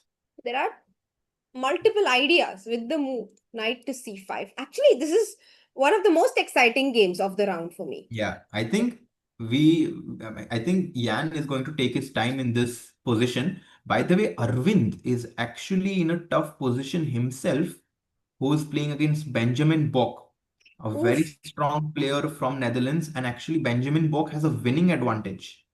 oof, how did the pawn reach f3? Yeah, this is looking really bad for Arvind. It's completely losing, in fact. The problem is I can never move my queen anymore because there is a mate on g2. So, like, what happens? My rook on h1 is stuck, queen on f1 is stuck. No, this is completely losing. No way to get out of this bind. Yeah, if you play h5 here, then I guess black will just go queen g4. He won't trade the queens. He will keep the queens on the board, and the two rooks on e8 and f8 are, I mean, honestly, every single piece of black is perfectly placed now. Bishop on c8, like very nice on that diagonal. Knight on d5, pawn, but it's all because of that pawn on f3 that these like this position makes it so winning for black. Absolutely. I mean, a direct threat is bishop b6 and pawn takes g2. Yeah, so we are going to see Arvind Chithambaram possibly having a small heartbreak in round 3. Nihal on his board, board number 6, is doing well. He's in control, so we will at least have one player who will be on full points, hopefully, after this round, as Nihal is slightly better. Let's get Magnus' camera on the stream because this camera is stuck. Nepo's Yes. camera is stuck. So let's get Magnus and Maxim's camera on the stream instead. Yes. Or if we have another camera angle from that.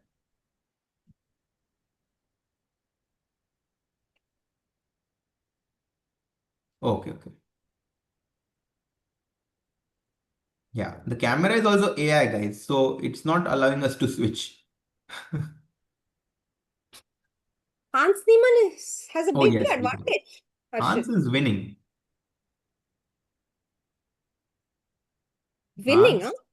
well, like strategically speaking, because he has this fantastic pawns on f5. Actually, to be honest, I take it back. I take it back because white does have control over some of the dark squares. So maybe I shouldn't have been very critical with my assessment. But black does seem to have an advantage because that bishop on h3 are, it's like it's not only a bad piece, but it also makes the rook on h1 a bad piece. Yeah, bishop on h3 is the saddest piece rather than the baddest piece on the board. It has no prospects. Absolutely none. It is Yeah. like Aronion's bishop from the first round, but it was not as bad as this one. Yeah, this is really bad. So Hans is doing well. Actually, if he wins this game, he'll be on perfect score with 3 out of 3. Vincent is winning against Jormir. Let's see that. We saw this game actually, f4, f5, and bishop coming to g5. Yes, we had a look.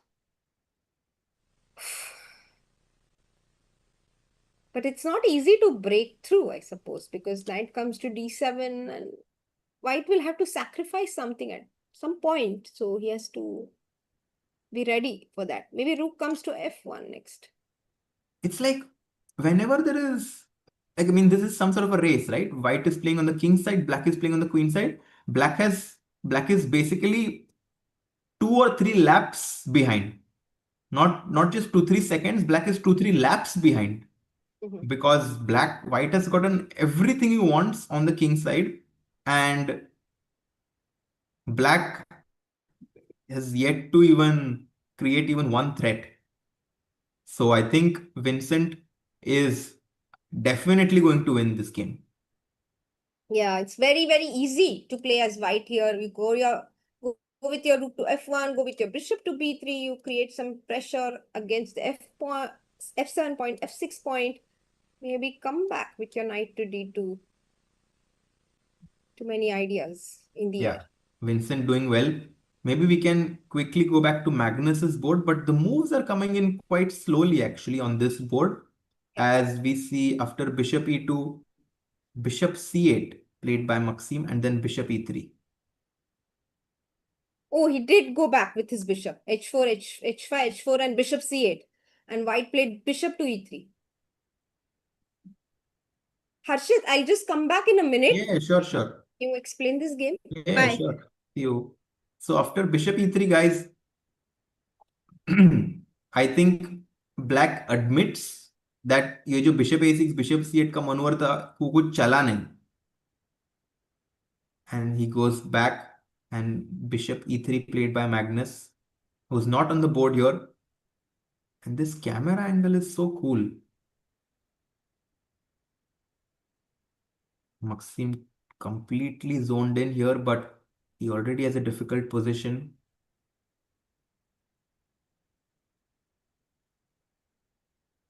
And here, look at Magnus. क्या हो रहा है यार? Why is Magnus laughing? Okay, not anymore. Not anymore. I think Magnus is really enjoying himself. He's like, वापस 9 out of 9 करूंगा.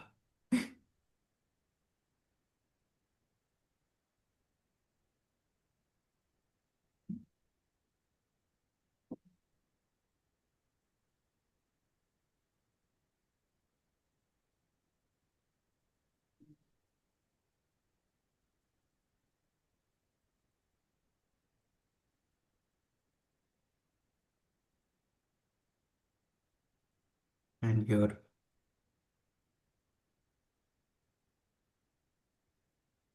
20 minutes for Maxim. And look at his pieces. All of black's pieces are on the last rank. And this is why Magnus has a significant advantage. It feels as if Magnus is performing with a higher performance rating than in classical chess. He has won 11 games in a row so far. And with this win, he will move on to a 12-game win streak.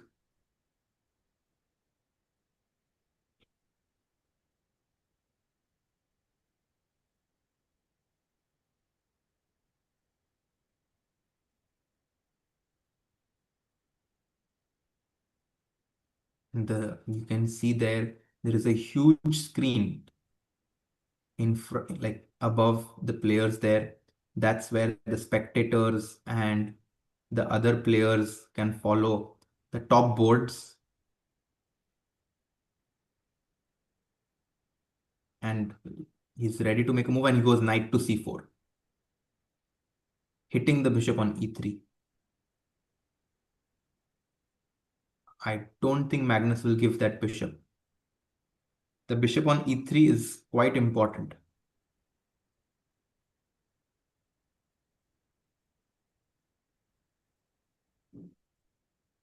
And we can see the bars, which gives us the approximate evaluation of all the other games happening. Hans has an advantage. Nepo has an advantage. Hushenbeth's game is equal. Vincent is winning, and Nihal is slightly better.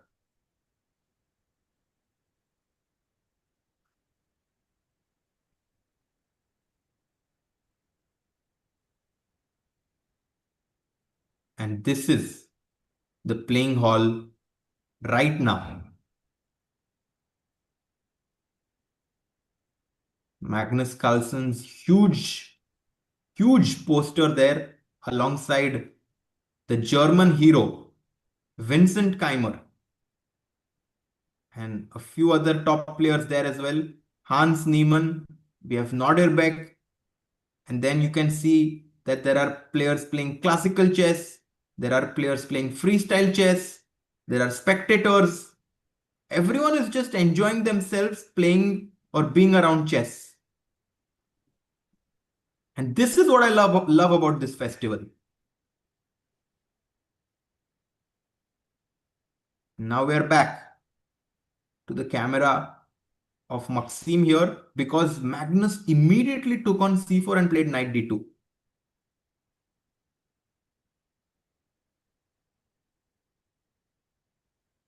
Magnus is playing quite rapidly in this game.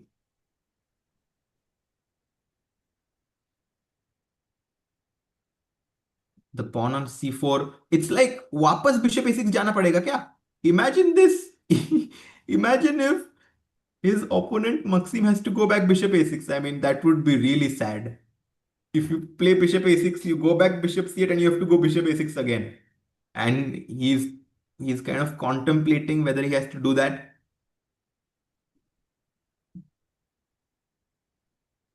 And guys, do like the stream so that a few more people can join in and watch the third round of the Grenke festival.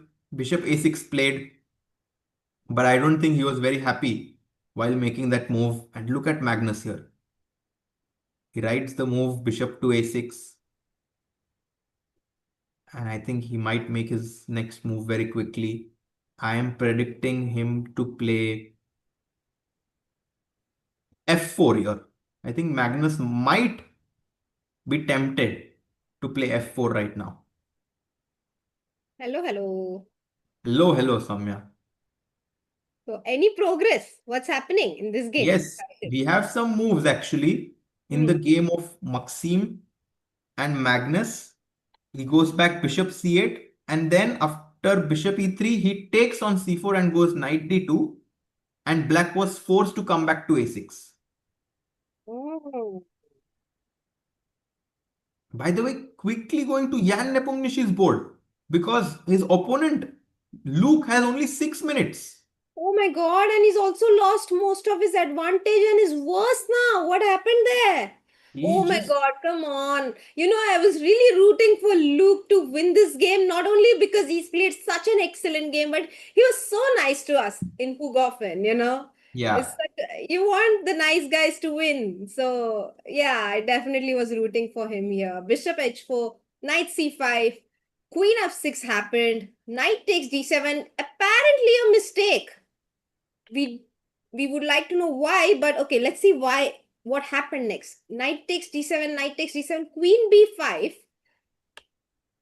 g6. But then g6 just making a luft for his king on g8, and after king f1 he quickly plays c6. I think Jan is playing on Luke's clock because he knows Luke is getting nervous. He has only 5 minutes, and I think that Jan Nepomniachtchi is in control. He's back in the game. Yeah, I think knight d7. Let's see. Instead of knight d7, maybe knight to d3, as we were discussing, Harshit. That could have been the right move here, but it's hard to understand why wouldn't you go and take the bishop on d7. But even after this move, queen to b5 might be the actual mistake because queen is not doing anything on b5, and after g6 you're not really ready to pick up the pawn on b7 because of chat. Tell me, why is queen b7 a mistake here? I think this is one of the tougher questions we have asked today. Oh, it's very tough, but I think someone might find it. Meanwhile, I'm trying to find some food to eat. You know, I'm really hungry today. I've been like getting up and munching on something constantly. No, actually, guys, I have to tell you, this tournament is quite brutal for players and also for the commentators because it's like 7, 8, 9 hours of this event, and It's not very easy actually. Even I will have a bite of the chocolate.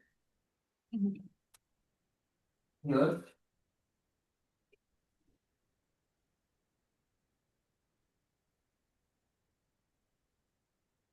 C5. That's the move. Wow. Amazing, guys. How many people found it? I don't see it. I found it.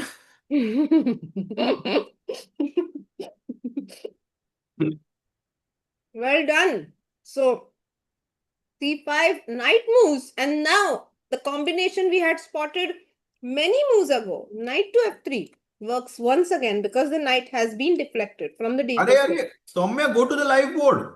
Crazy हो गया है. Crazy हो गया एकदम. Oof. I wish we had the cameras because boom bam is happening. Oh my Boom. God. What a sacrifice. Bishop F2, a brilliancy in every sense of the term. King takes F2 will be met with knight G4 check. There is no direct checkmate, but the king will be all alone in the center. After king F1 and winning maybe again. rook takes E1. Let's see. King F2, knight G4, King F1. Oh, and rook E1 is not the move, apparently. No, Do you this want is to try and find it, Harshit? It's not rook E1. maybe knight D5 and F3. Maybe like this or what?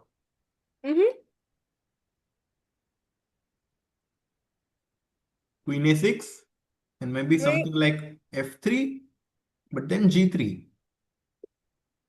And knight E3. Wow. Because This is it not allows... easy. But he saw it because there is no way he would play it without seeing it. But do you think he saw it? I mean, Oh, we really need to know if Soumya is eating a Kit Kat. Did you see that meme by Kit Kat? I mean, it was not actually a meme. It was a real story.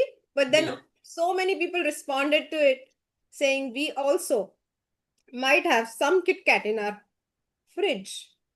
Look at this.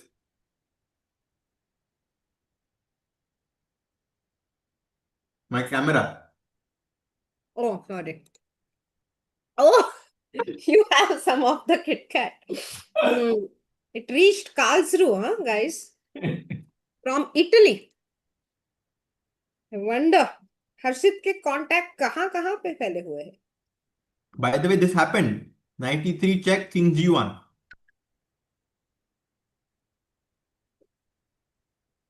So if rook takes, we take with the pawn. Open the 5 for the queen.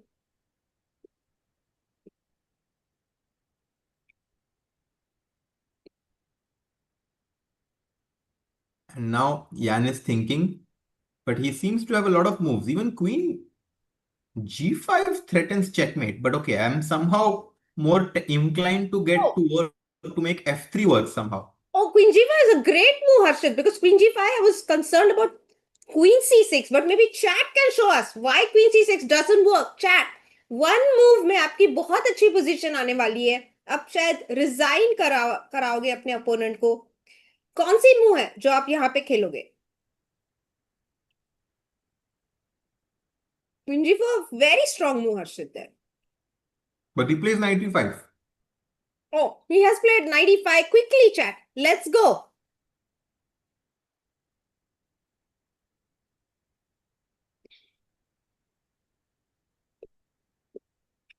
I don't see chat final. Do you want to tell me the move, Harshit? I don't see chat finding it. F3, guys.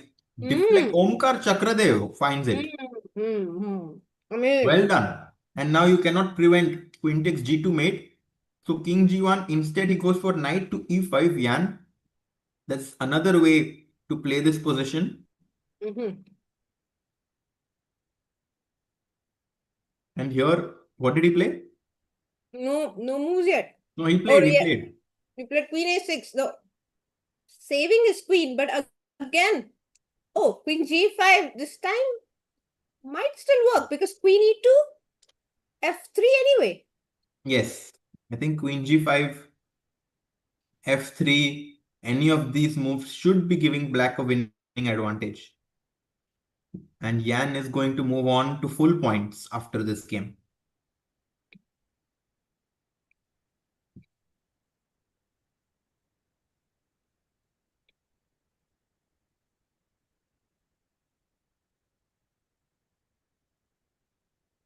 So Nepomniachtchi completely winning. I think we can see the end of this game by staying here just for a few more minutes.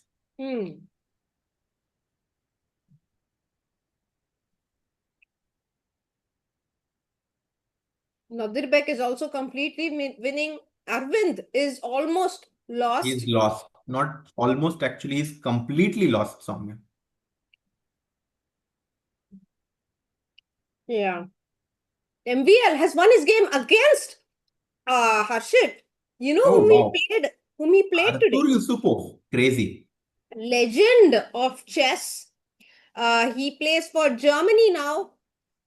He also does a lot of work for the Swiss team.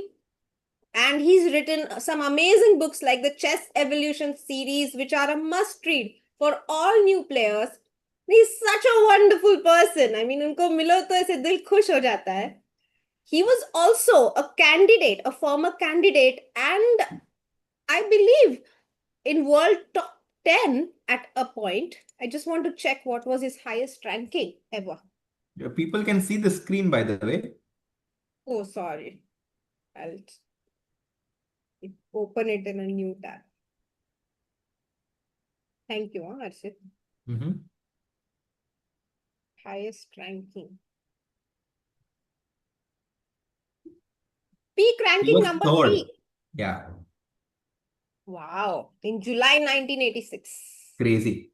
And most of us got to know him for the first time through Mark Dworetzky's books. He was one of his favorite students. And Mark Dworetzky and Arthur Yusupov wrote a lot of books together as well after Yusupov became a grandmaster. Yeah, he is definitely a legend of the game, but MVL wins that game. And by the way, knight takes c2 played by Yan in this game. And after knight takes c2, I think he has gone. No, after knight c2, Luke is thinking he might just resign, actually, Luke, because knight c2, he has not yet made his move. Yeah, now that the screen is frozen, this is the apt pose. Maybe Luke does have his head in his hands right now, because there seems to be no way to escape the brutal attack on White's king. So guys, in chess, even more than material, what is valuable is the king safety. If the king is not safe, even if you are down on material, you can still have an advantage. So keep your king safe first, and then keep your pieces active, then create an attack. So it all is, there is a priority list. You cannot just keep your king on h4 and then go on grabbing black's queen side pawns. That is not going to work out. Yeah. Very well pointed out, Soumya. Maybe we can try to refresh the screen once. Okay, it's working now. It's working now. As Luke is down to his last 1 minute, 8 seconds. So the game progressed. King f1. He did not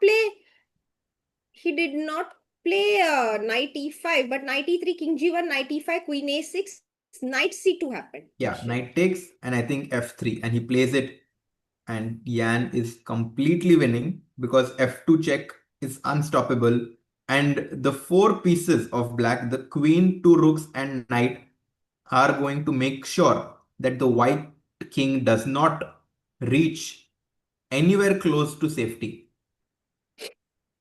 Yeah, the rook on h1 never participated in the game, Harshit. h4 was a fantastic move, but you had to follow it up with some direct threats. Otherwise, the rook on h1 is a mere spectator to the disaster that came upon White's position. Yeah. And I think we can just wait to see Luke Van Veli's game finish, because He is completely losing.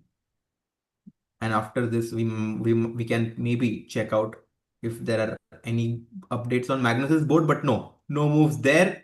So it's good. We can happily go and check some other game.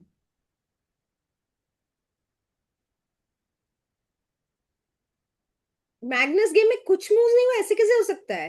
कुछ Yes, no problem है moves क्या yet. Translation का? No. He's thinking. F3 rook into E5. E5. Just queen So E5. Yeah, simple. E5 can be played. He's not yet made his move. Yeah, unfortunately, the camera is still frozen. It would have been wonderful if that could have not happened. Queen E5 on the board. By the way, Winners Academy says, Soumya, have you started coaching? Please become a chess teacher. Been following your commentary and analysis since pandemic. Oh, that's so sweet. Thank you, Winners Academy. Yeah, thank you. Maybe I will. Not yet though. Not yet. Guys, Soumya is also actively playing, and it's always nice to follow how she is doing as well. So, Soumya, what are you playing next? Oh, it's tough questions are being asked here. But Wely, has Luke lost on time, Harshit? Yeah, he might have resigned. Yes, because guys, like the main threat here is okay, just to show Black's threat. If you play bishop b4, Black is going to play f2, king f1, and queen e1. Checkmate after knight takes and queen takes. You can also checkmate with a rook.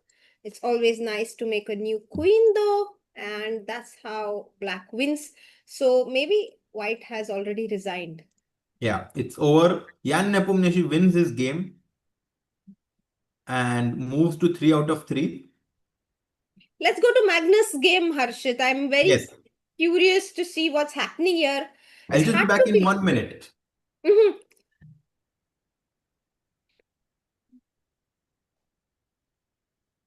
Oh, by the way, Gukireja Kalkaru says Soumya chess course on Chessranga is doable. Yes, of course that is. But I did make my first course earlier this year, and I will announce it on my Instagram soon. It is out actually. It's for absolute beginners, people who only have heard of chess but I have no idea how to play the game. So it is a very short course that we have done so that new people can learn to play chess. It's mainly aimed at students, like at kids, but it's not completely for kids. Any adult can also watch it and learn. My mother-in-law enjoyed watching it, so I'm sure all the adults can also enjoy it. So yeah, I'm very excited about it, and I'll share more about it once I have some more material ready. What's my rating? My rating at the moment is 2266, and I've been playing a lot of events, but last year, for example, I played 9 classical events. But my last event was in November 2025. So since then, I haven't really managed to play one. I've been commentating mainly, and I made this course. And maybe I hope to play in June and start playing a few events June onwards. That's what I thought for myself. So okay, let's see Magnus's game now. Bishop a6 on the board. Oof, I can't believe that both the players are thinking for so long. So short castle is not possible. In case you guys have forgotten, the h4 pawn will be hanging once the rook on h1 moves. So one possibility is to actually long castle here and bring the king to the queen side and then go f4 at some point. This is very much possible, but it also allows Black to play a move like bishop a5. Of course, you don't want to spoil your structure here with your king being on c1. So this will allow Black some counterplay unless he manages to make remain very solid. For example, knight e2 will be met with c3, an amazing pawn sack, but very typical in such positions. You want to provoke white to spoil their structure because that allows, okay, sorry, e2 knight is hanging, so knight takes, bishop takes, pawn takes, and I guess d5 would be a nice move to make here. Though the computer doesn't like it, but I want to open up the diagonal for my queen, and it's not easy. So white is taking his time. He has not yet decided whether to long castle, whether to go for f4. What else? You can take. Can you take pawn takes d5 here and spoil black structure? Because queen takes e5 will be met with bishop f4. Sorry, and you pick up the d6 pawn.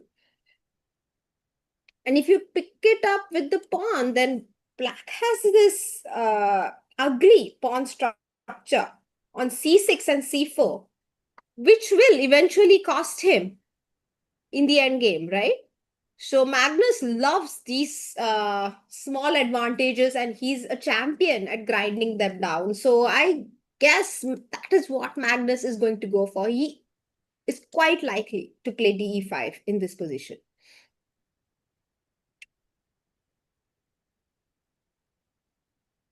Oh, let's switch to Magnus's camera, producer G. We don't have his camera on the screen. We have a view of Magnus through the pieces. This is a really nice view. I like it. I like this camera angle actually. And Harshit is back with us. I'm back.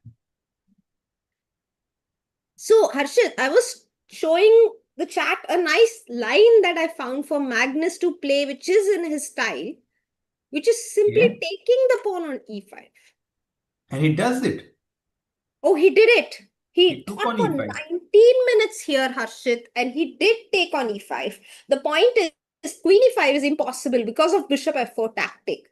So it forces black to take on e5 with the pawn, and black is now saddled with this ugly pawn structure, c6 and c4, the kind of advantage Magnus loves to play against. Yeah, and black recaptures back with the d pawn for sure. He had to do that. So I think the reason why, even though black has a bishop pair and is not doing so well, is because the position is closed, right? And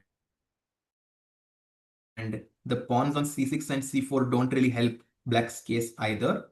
I think I might be considering a move like f3. I don't know why, but somehow I like this move f3 and queen f2. That's a plan that strikes in my mind. Wow.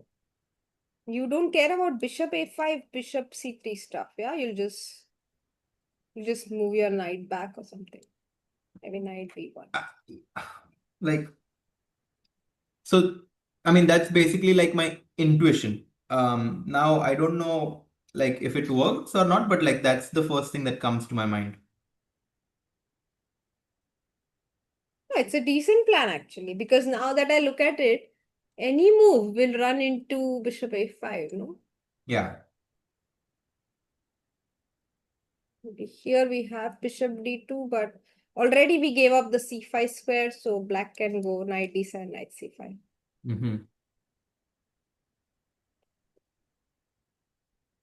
I'm curious to see what Magnus is going to choose, because whatever he chooses is going to be good. Okay, I think f3. I think F3. f3. Okay, let's see. Yeah, F3, it's not a move that came to my mind at all, but I see your point. You want to go queen F2, you want to attack this pawn. Pretty decent. You don't like a move like knight F1, क्या? क्योंकि मुझे bishop D2 पे लेके आना है. Knight E3 and knight F5. Yeah, that's a very good idea. So when he played a move, what is it? He played knight F1. Arey, La la. makes sense, makes sense. Just too proud of myself right now. Please. कोई मुझसे बात मत करो अभी 2 minute के लिए.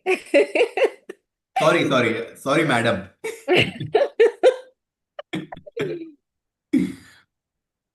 And Magnus is also happy that he gets up from the chair, Soumya.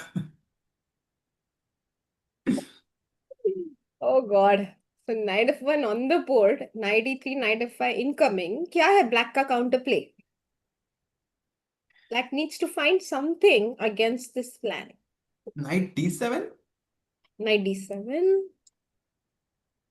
So you want to go to c5 with your knight. Okay, let's say I play bishop d2. Okay. I wanted to play g6 in general. Ah, okay. g6. Yeah. And now you're saying knight e3 पे आएगा फिर जाएगा किधर? Exactly. h7, no? You want to go to? Knight e3, and I can maybe consider a move like king h7. Queen e6 is also quite okay. Queen e6 over here. So knight f5 will be met with king h7 anyway. Well, knight f5 also doesn't have a threat, so. Uh-huh. I think eventually I have to go for long castle at some point, Harshit. And play f4. Not f4, okay. I have to go for long castle, right? And I have to like make use of, or maybe reroute my rook to d1. But definitely the king is not well placed on g1. King needs to go to the queen side.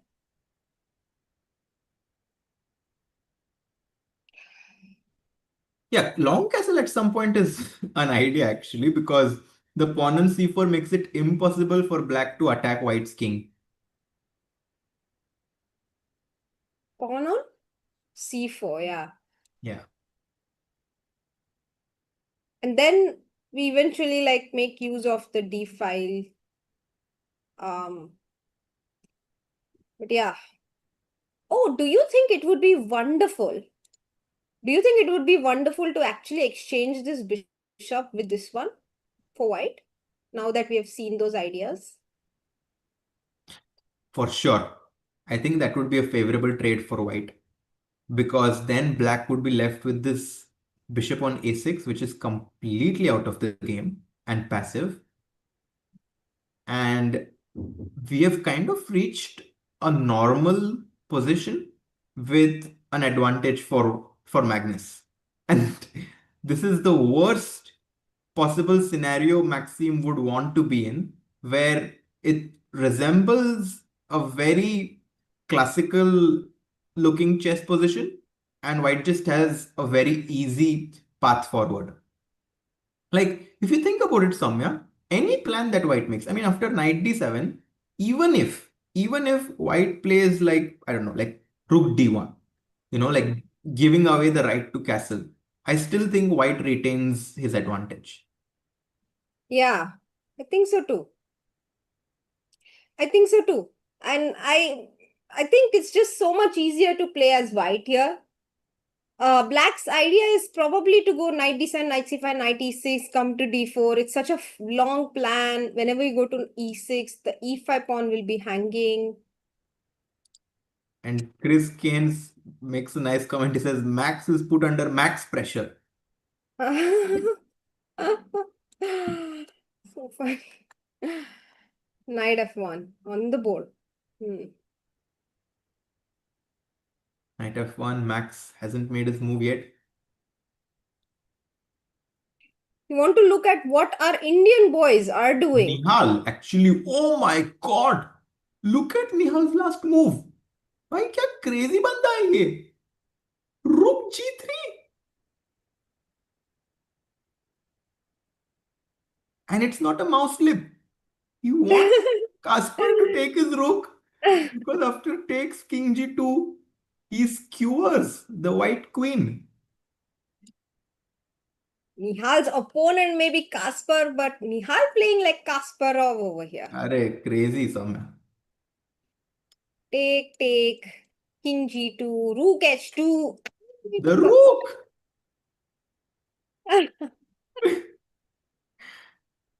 Oh man, rook g3 is insane. रुक g3 ने कुछ खाया भी नहीं, बस ऐसे ही आ गए हम रुक g3. Just developing. Improving our pieces. Crazy आदमी है भाई ये निहाल. Would you ever consider Rook G3, Soumya? I would not. Oh, really? But okay, are you saying this for effect or you really won't? No, I won't. I won't consider it because I think because we see it, we even think it's an option. Without that, there is no way we would see it. Especially during a game, mind उधर जाता भी नहीं है. देखने के बाद तो easy लगता है. That's true. कोई भी मूव देखने के बाद लगता है कि अरे ये यहीं पे तो थी. Rook G3, and I'm wondering maybe Rook G2 might be the way. Not sure, but looks like a decent move to save my second rank over here. Yeah, but I thought you were joking, but actually, yeah. क्या करेंगे यार तो Maybe Rook मतलब F3, yeah, and तो maybe खेलना Black पड़ेगा. can improve his Rook's position. No. Maybe not. Maybe Rook G7 now and Maybe this is the oh, problem. Rook D1 also. D1 and Yeah, nice spot. Nice spot. So Rook G3, Rook G2. Crazy find.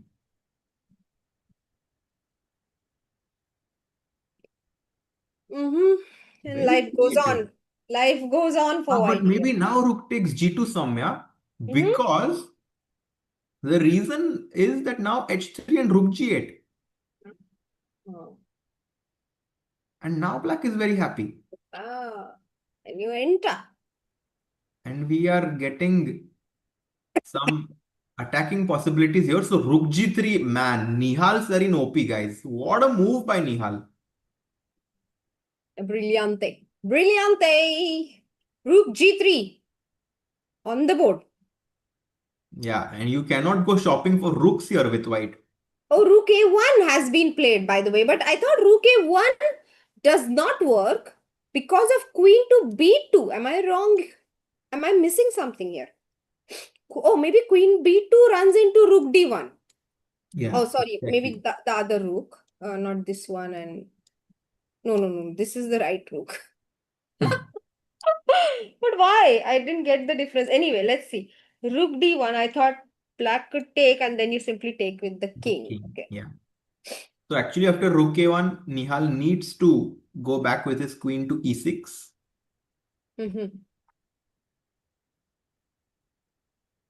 Keeping the D6 pawn protected. Yes.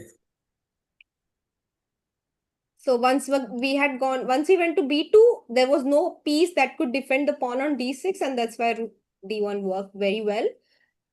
Let's see. Man, Nihal, oh, he didn't play queen B2, right? No. I think Nihal will play queen E6. I think queen E6 is a very Nihal-esque move.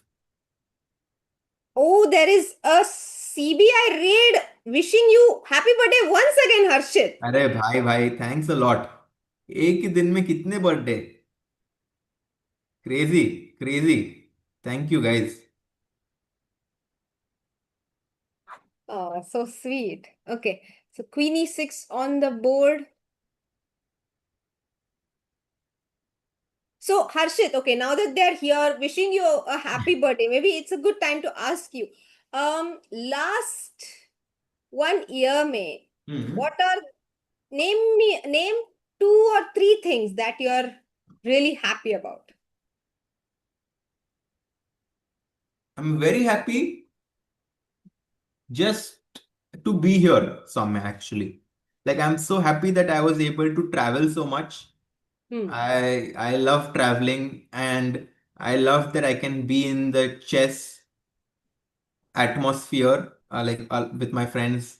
I'm very happy that every actually I feel blessed because everyone I meet, I've been very lucky.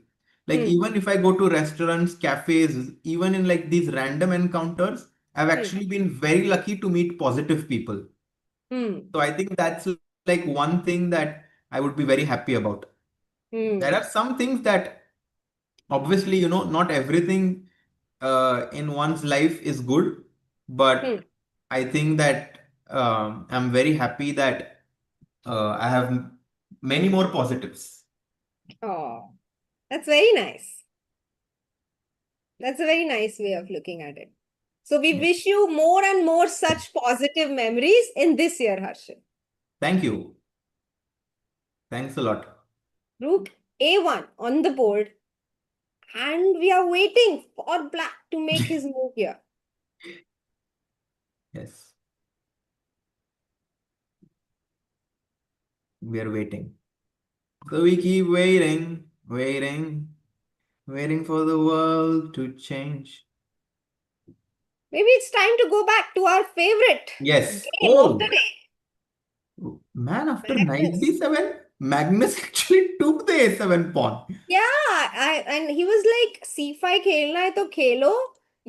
If you want to trap my bishop, you can, but then I get the square on D5.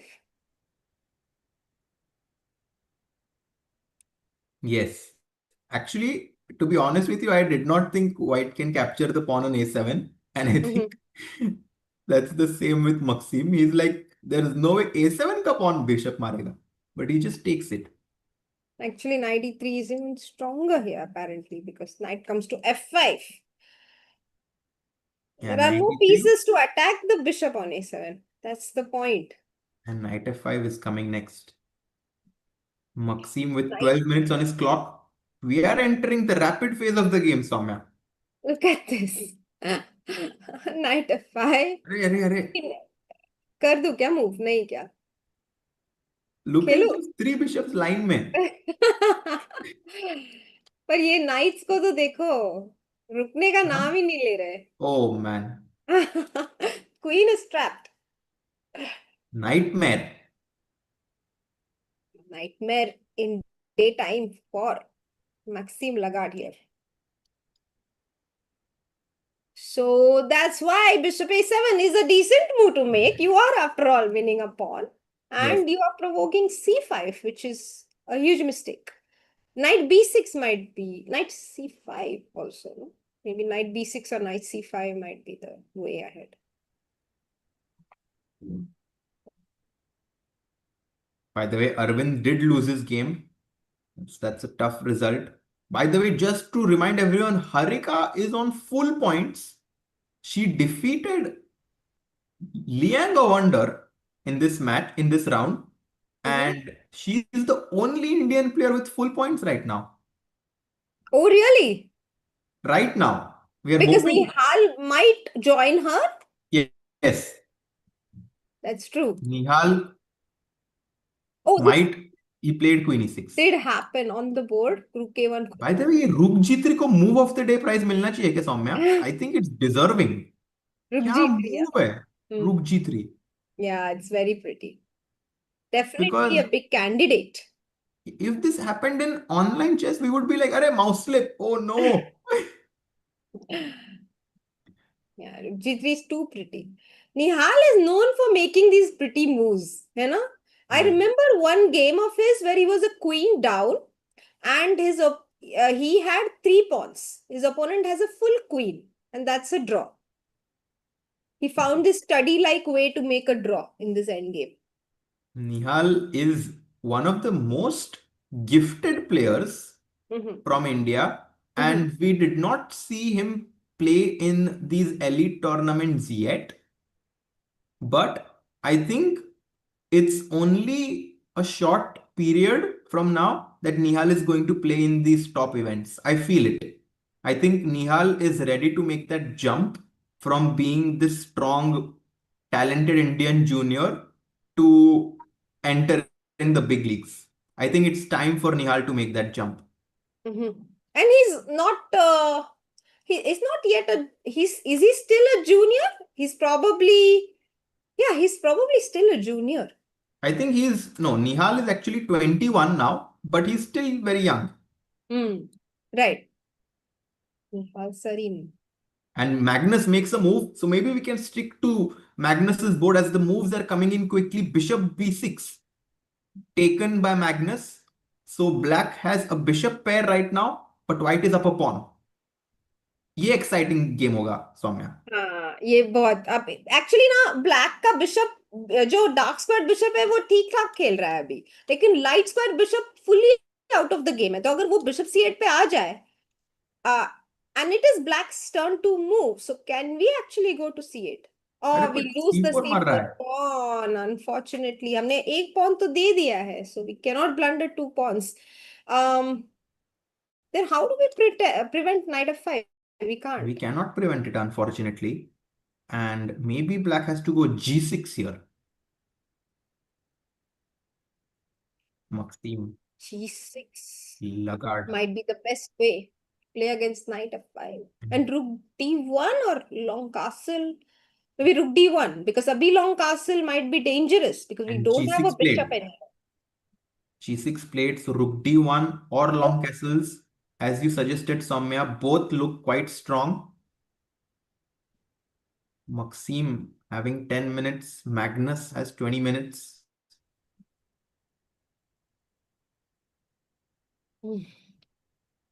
Long castle is something that's on my mind for a really long time, but maybe this moment might not be a good one to do it because I'm a little worried about ideas like bishop c5, rook b8, and some sacrifice on a3 or b2.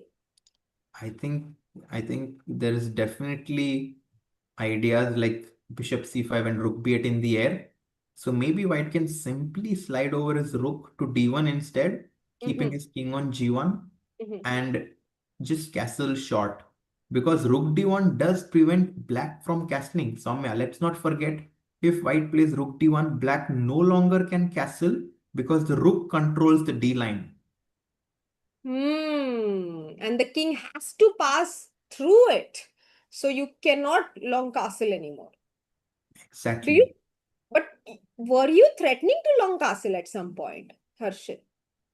Like Yeah, after maybe. g6, I mean, depends on what white plays, obviously, but it's at least an option, right? And rook d1 completely stops that. This G6 is has getting been played. interesting. Yeah, G6 has been played, Harshit. So 17 moves into the game. Magnus down to 18 minutes. His opponent down to 10. Freestyle chess is difficult, I must say. And black has compensation. And this game is far from over, Soumya. I think Maxime, it's the best position Maxim has got in the last 10 moves, Harshit. I agree. Despite being a pawn down, at least his pieces can breathe. He has ideas in the air. 10 moves ago, you were constantly pointing at the bishop on a6 and wondering what it's doing there. At least right now, it has a function. It's defending the important pawn on c4. Yes. And if the knight moves from e3, then the bishop is going to reroute itself from c8 to e6. So if it moves, let's say to f5, we go here and then we go to c8 and e6 and we are very happy with our life choices. 17 minutes for Magnus. He needs to be vigilant about his time.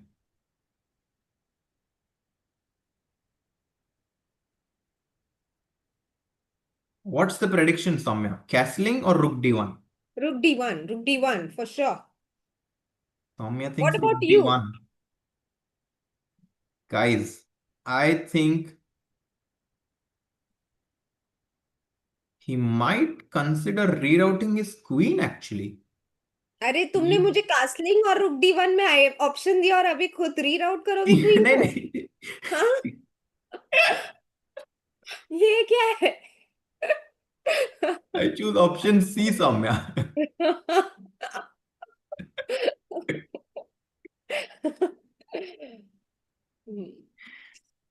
Like queen f3 to e2 maybe.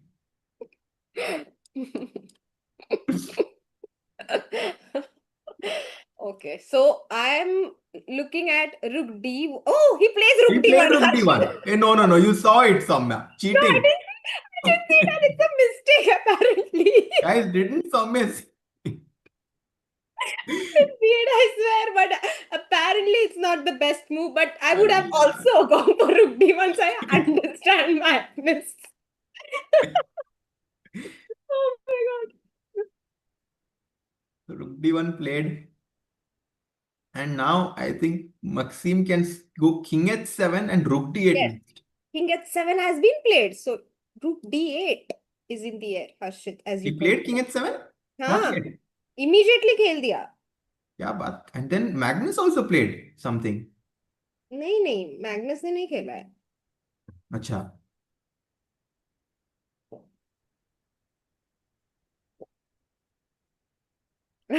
Shivalik is asking, Soumya, Jijaji कैसे है? Oh, I'll tell him. Someone called him Jijaji today.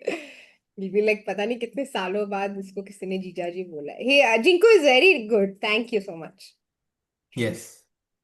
King h7 on the board. I want to play queen. हाँ, but queen f3 को भी rook d8 ही आएगा, Harshit, ना? Arey, Soumya, it's completely equal. My goodness. इतनी After खराब move थी rook d1. this is like bring down a pawn. Hmm. Black is completely back in the game. And look at Hans. Looking at the game of Magnus. Guys, their documentary is going to be coming out very soon. Everyone cannot wait for it to come out. And I cannot wait to know what's gonna happen in this game. Because Magnus का जीतना पक्का नहीं है. You know, here knight f5 is what the engine wants to do. And I was wondering, what are we doing after knight f5? But now I see some point. एक तो queen f6 के बाद, rook d1 we play now. And now we are already threatening rook d6. So he doesn't have time to play king h7. And the second point might be that after queen c7, we go queen g5, Harshit. What? So knight f5 was this very strong intermezzo before playing rook to d1, and that would have solved a lot of white's problems here. But he goes for rook d1 directly, allowing your idea of king h7. And now Magnus may not be so happy with his position anymore. Yeah, Look at his pose. Look at his pose, Harshit. Oh, he's made a move. He makes a move, and we have Maggie-ish, who becomes the supporter of Indian chess. Welcome. And 10VHFC becomes the backer of Indian chess. Thanks a lot, guys, for your support. And Rook D1, he makes short castling. Short castle on the board. Yes, the rook on h1 needs to come into play. So finally, he has brought him. Rook Maybe D8. this game is going towards a draw. What do you think? What is your prediction for the game, Harshit? It's too early to say right now, but I think Maxime has very good chances to hold. I personally think Maxime's chances of holding might be 50% right now. By the way, a few games are going to be very, very decisive. I think Nodirbek has he already won the game? He was winning. He was Nodirbek, winning. I kind of thought will win for sure. Yeah, he has a great position against Sergei Mousasi and Harshit. Just he. So we'll come to that game, but right now we should stick with this one. Because Rook D8, and for the first time, it feels as if Magnus's position is far from clear.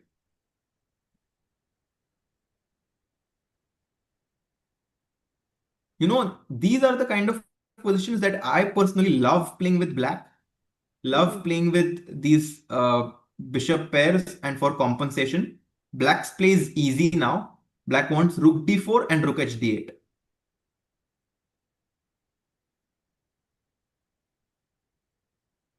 Easy peasy.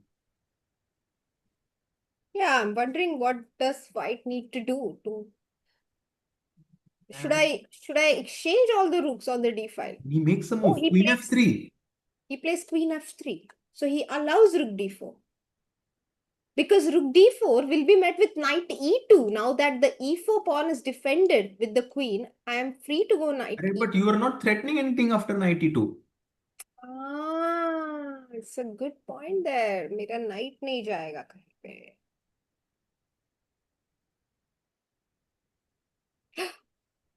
Oof. You know, I was Guys, looking at a weird move like Knight F5 here, but of course it doesn't work because King simply moves back to G7. Guys, what do you think? Will Magnus win this game against his 2600 opponent? People, V Gaming, the only Iris thinks that Magnus will win. I am not convinced.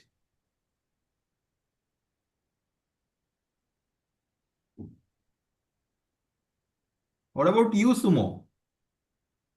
I think Magnus. I think draw हो जाएगी Harshit.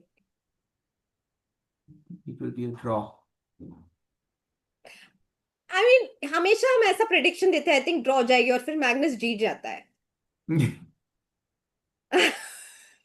Opponents को थोड़ा fast खेलना चाहिए. खेलो भाई, maxim, रुक d4. Intuitively, just play it. Yes, he goes for it. Yeah. He doesn't look intimidated, you know? No, he actually played rook d4 quite confidently. हाँ. And now Magnus is like, can I play knight e2 or g3? But the problem with g3 is that black simply goes rook h d8.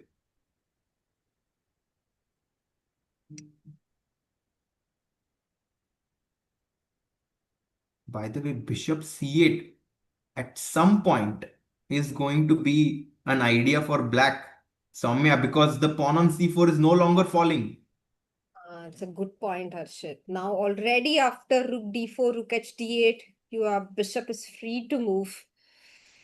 So even knight e2 will be met with rook h d8, right?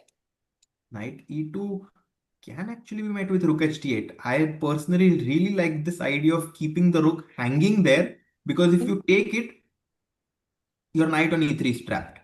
Hmm.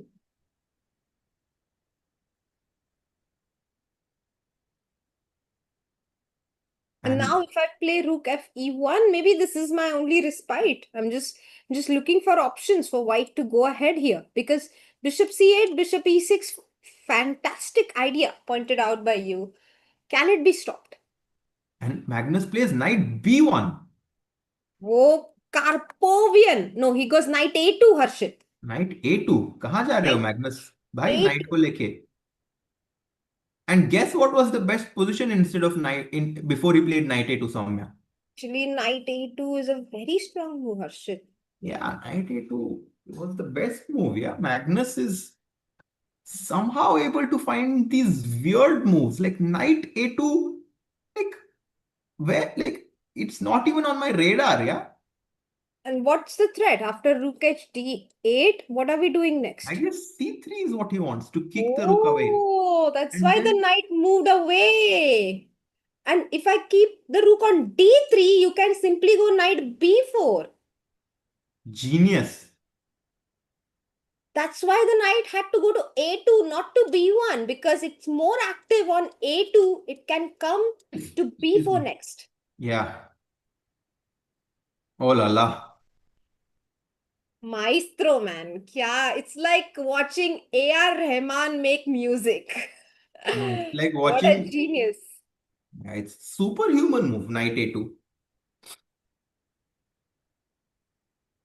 Knight a2 on the board. How tough it must be to face Magnus over the Yeah. board. No matter what you do, this guy manages to do it better.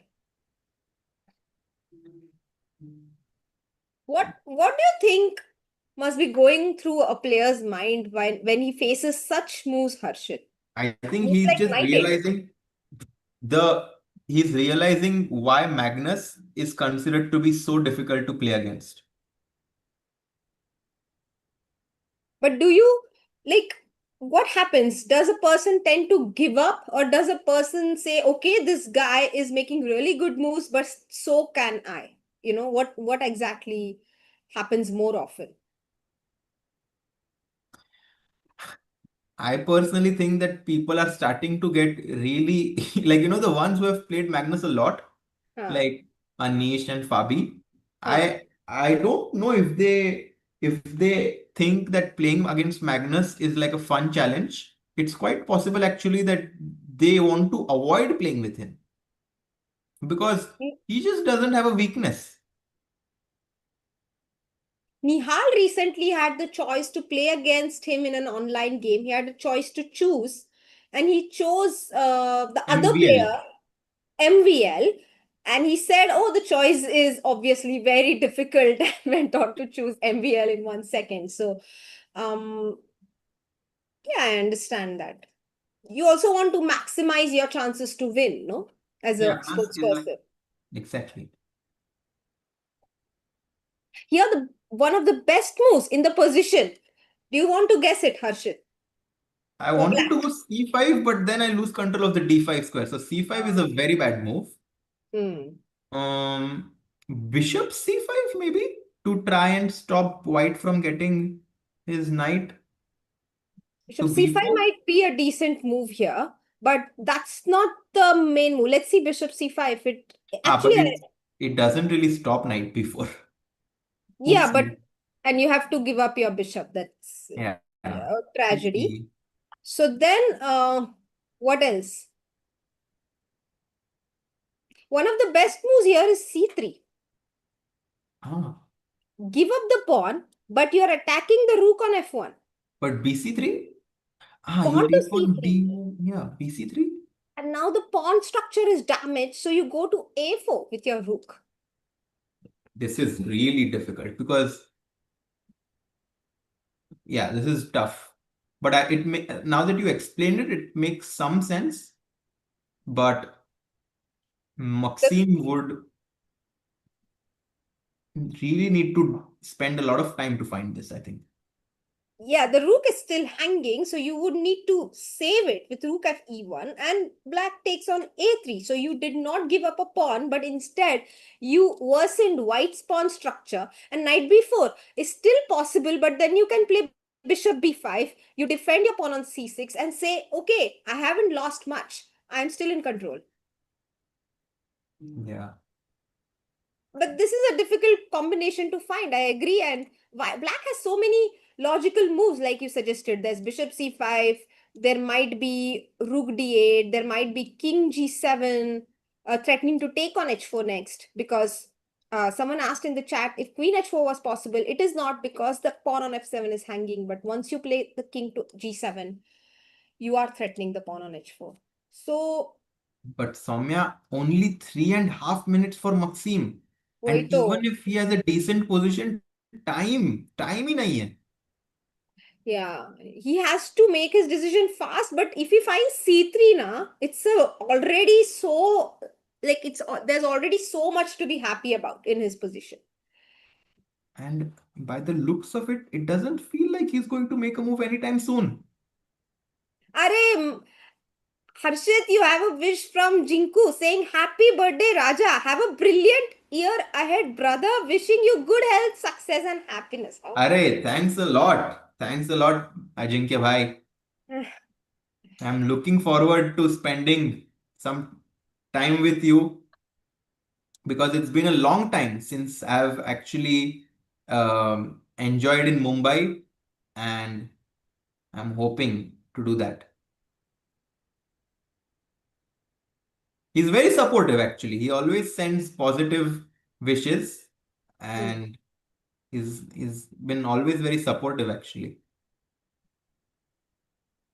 I think he's followed your commentary career much more than I have. It's true. Yes. Knight a2 And on the board. he played c3. No way. He played Man, c3. this guy is a genius. Maxime Lagarde. क्या ही player है. There might be Maxime Vachier-Lagrave, who's the higher rated player from And France. rook a4. Oof, oof, oof.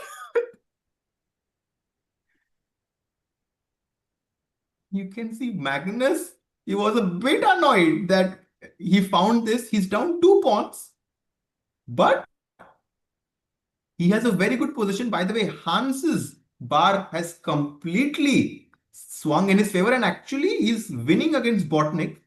So Hans is going to move to 3 out of 3.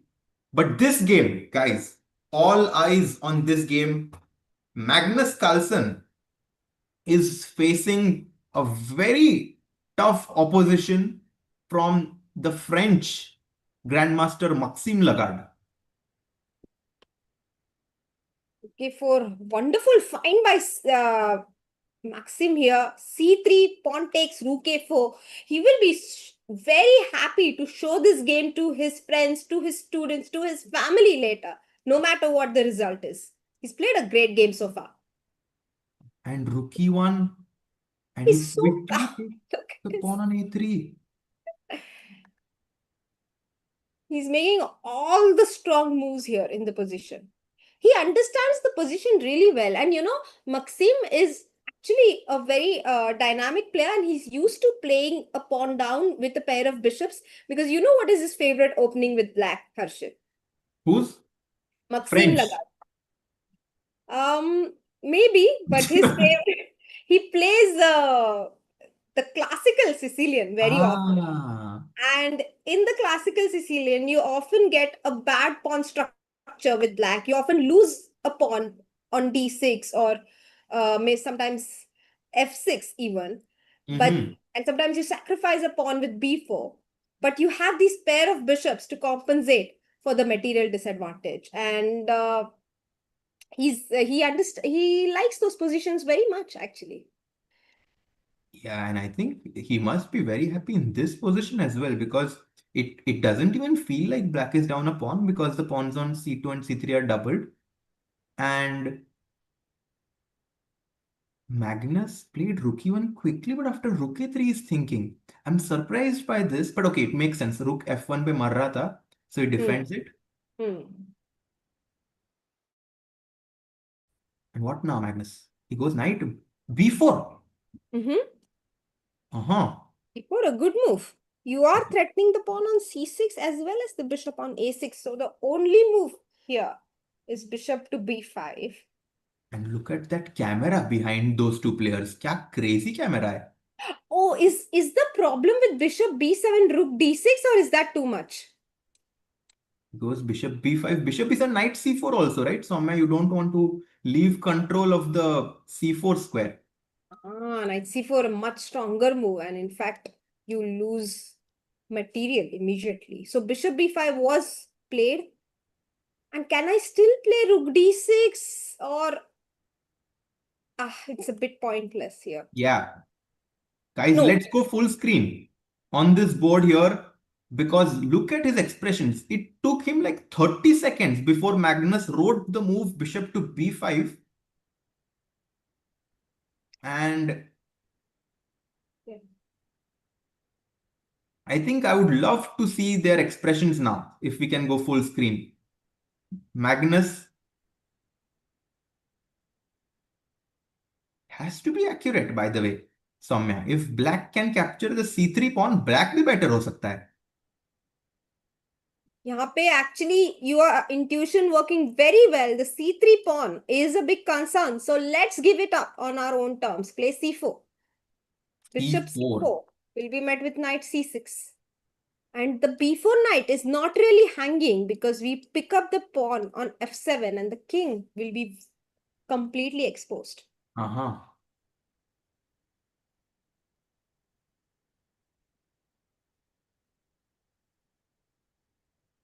I have a feeling Magnus is going to find this move, Harshit. c4. There could also be some sacrifice here. Rook d6 may not work. I get that, because it's a full rook sacrifice and we don't have enough ammunition to attack the black king later. But there could be some sacrifices in the air. There's only one queen defending the king right now.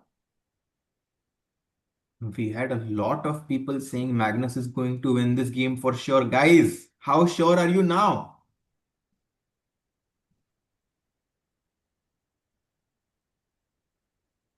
One of the ideas here, Harshit, is a piece sacrifice on d5. Oh, and it's some perpetual, kya? Knight d5 के बाद? Takes queen a7, because you want to keep the f7 and b6 points defended. Knight takes, queen f7, king h6. And this is a double-edged position, actually. It could go either way.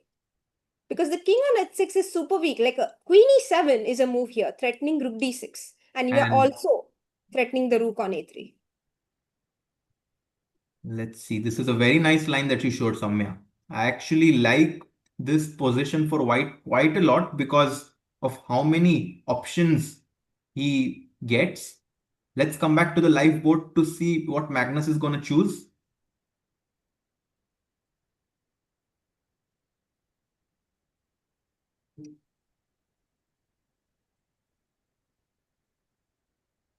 Oh, there's a good question in the chat. What about knight f5? Sorry, knight f5 takes, queen takes, and D7. rook d7. But then maybe queen f6 and we don't have any more checks. So what Harshit is saying is knight f5 will run into pawn takes, queen takes, king g7. Let's make the moves. Yes. Rook d7 and now queen to f6. And white is out of checks. Right. Yes. And there's an attack on f2. But a very good question. It's definitely a good question then. Bishop b5. Magnus is down to 8 minutes. By the way, Nodirbek has lost all of his advantage. It's equal. He blitzed out a few moves which allowed his opponent to come back in the game. So we will also take a look what's happening there. But just to update you, Abdusattorov Nodirbek is no longer winning. Wow. How fast the knight changes. Even when the night changes. And 95 played. Ooh la la, let's go. You think he's spotted? I think he's going to go for that queen e7 line, man. That's crazy, Soumya. It's happening. Ooh. And it's so hard to face it with less time on the clock for black. Knight d5. Knight takes. Pawn takes. Boom.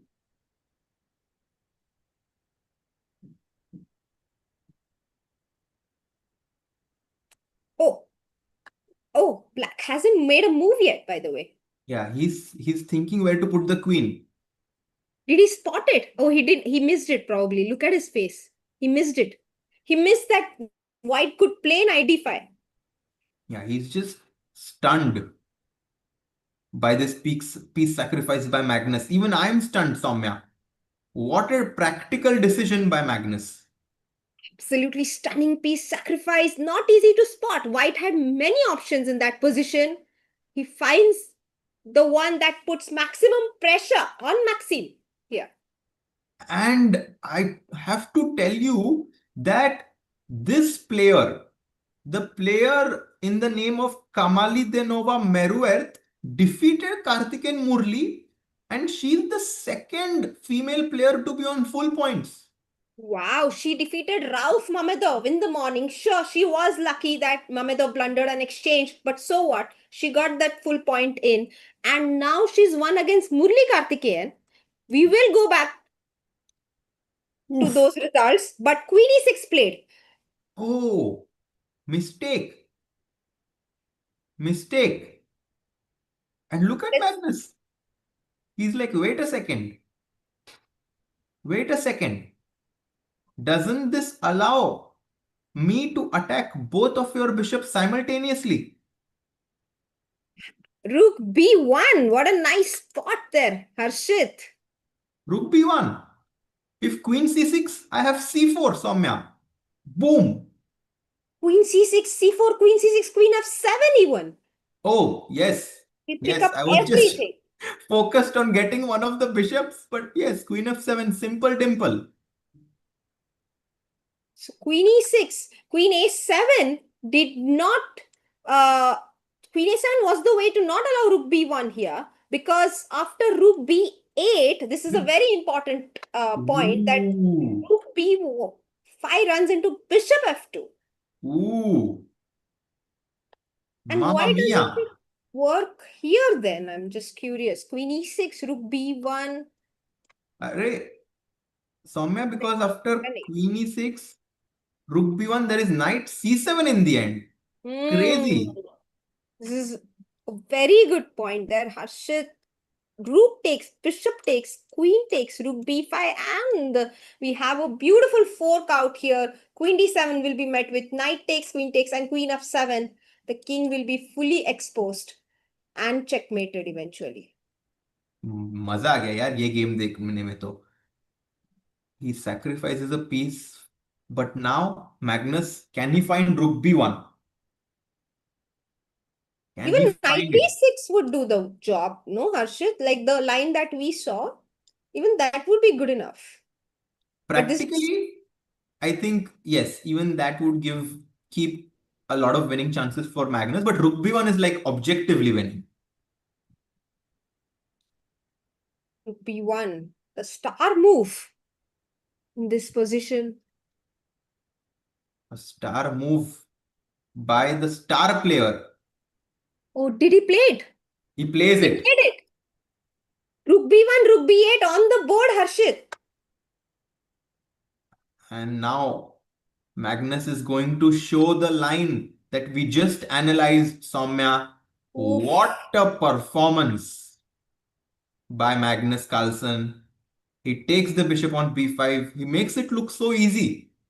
Black takes the pawn on f2. And I think Maxim realizes that there is going to be a nasty fork at the end of this variation. Chop.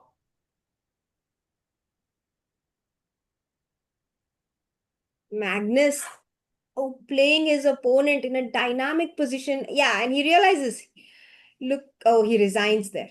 Oh, yeah. Shake. What And a fight by both these players. Fantastic. that look of appreciation on his opponent's face after Magnus found this cool variation, a cool knight sack. Let's wait and have And a he look. showed it. He's showing this variation that you said of queen e7. He said you should have gone queen a7. And he was pointing out at the pawn on e5, which will be weak after you play queen to e7. Crazy. Maxim is happy even though he lost. Very nice attitude by Maxim. And Scar makes such a good comment that only Magnus can stop Sindarov in the candidates. Yeah, Magnus too strong. And I enjoyed watching this game because it is not his style actually. He usually plays these slow moves, but when the time comes, Harshit, he's able to switch so quickly. He found knight a2. Let's just go back and show to our viewers how this game progressed because the crucial moment, you know, he got this position on the board. Let's show that point. After rook to d4, we were looking at ideas like rook coming to d8, bishop coming to c8, bishop e6, and here it's almost an equal position unless white had found the move knight to a2, which he did find. Knight a2, a stunning move by Magnus, a backward knight move, and black responded actively with c3, pawn push, pawn takes, rook a4, because knight a2 was threatening pawn to c3 and knight b4. So black responded c3, preventing white's pawn to c3. Pawn takes rook a4, picking up the pawn on a3 now. Rook e1, because the rook was attacked. Rook takes pawn, and now knight b4, bishop b5. All of this was forced. And boom, knight to d5. What a stunning knight sacrifice by Magnus Carlsen. Yeah, this was, and look at this, the players are still analyzing after the game, sharing a laugh, sharing some insights of the game. And who's that player? Analyzing, it's Jules Moussard, the other French player who chipped in for his analysis. By the way, the result shown beneath the board is wrong. Magnus Carlsen did win his game. I'm not sure why the result is wrong there, but he won queen e6. It's a Here, mistake, but I queen mean, can we a7 was really? the move he was pointing out, but then he was planning to go queen e7 and attack the pawn on and rook on a3. This is what he pointed out in the analysis, right? Yes. Instead, he went queen e6, and Harshit, as well as Magnus, both of them found this beautiful move rook b1, taking advantage of the bishops being lined up on the same file. Soumya, this was a fantastic game, but let's go to Vincent's game. He was completely winning, but now the position is turned around in George Meyer's favor.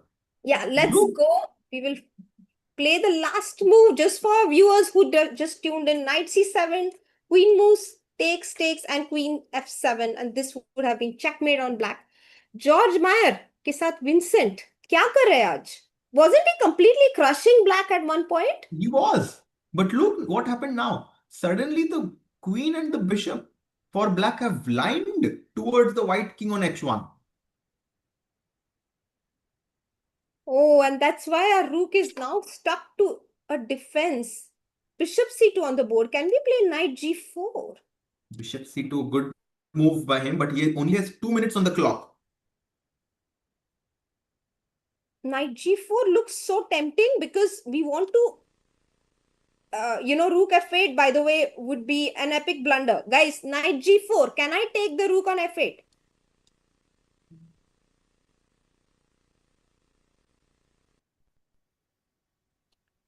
Let's go. 4. Guys, rook f8 would not be a good move. Would not be a good move It's because not a check. It's not a check, and that's why it's not a good move. there'll be mate in 1. Exactly the tricky thing. Queen to g1 will finish the game off.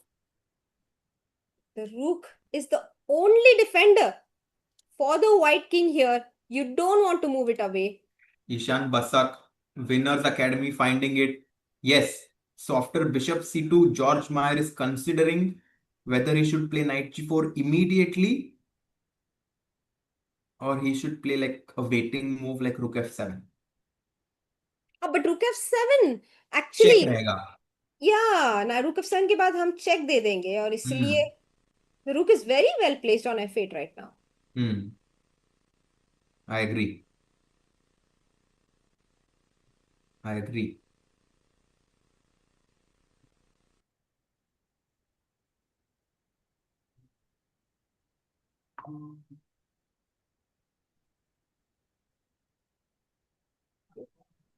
So now George Meyer has 6 minutes. I think knight g4 will be the move that he chooses to play.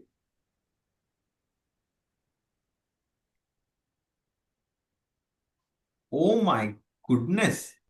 And by the way, Nodirbek का finish देख एक बार Saumya. Crazy.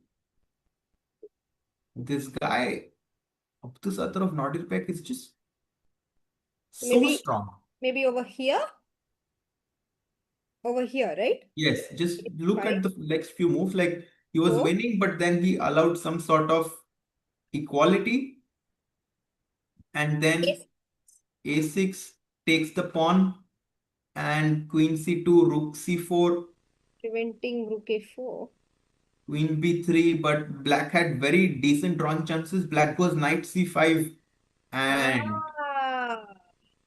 kya crazy win, Dunda. Let's find the win chat. White to play and win. What will you play here?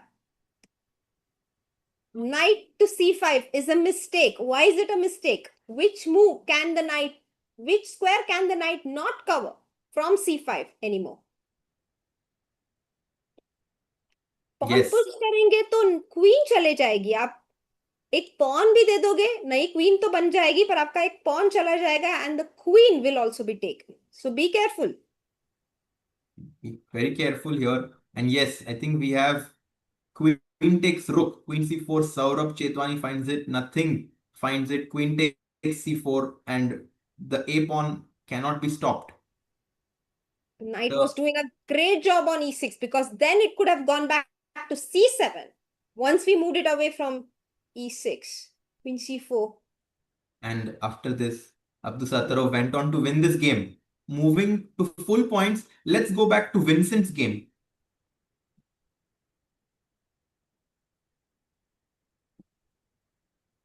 Oh, knight g4 was played, Harshit.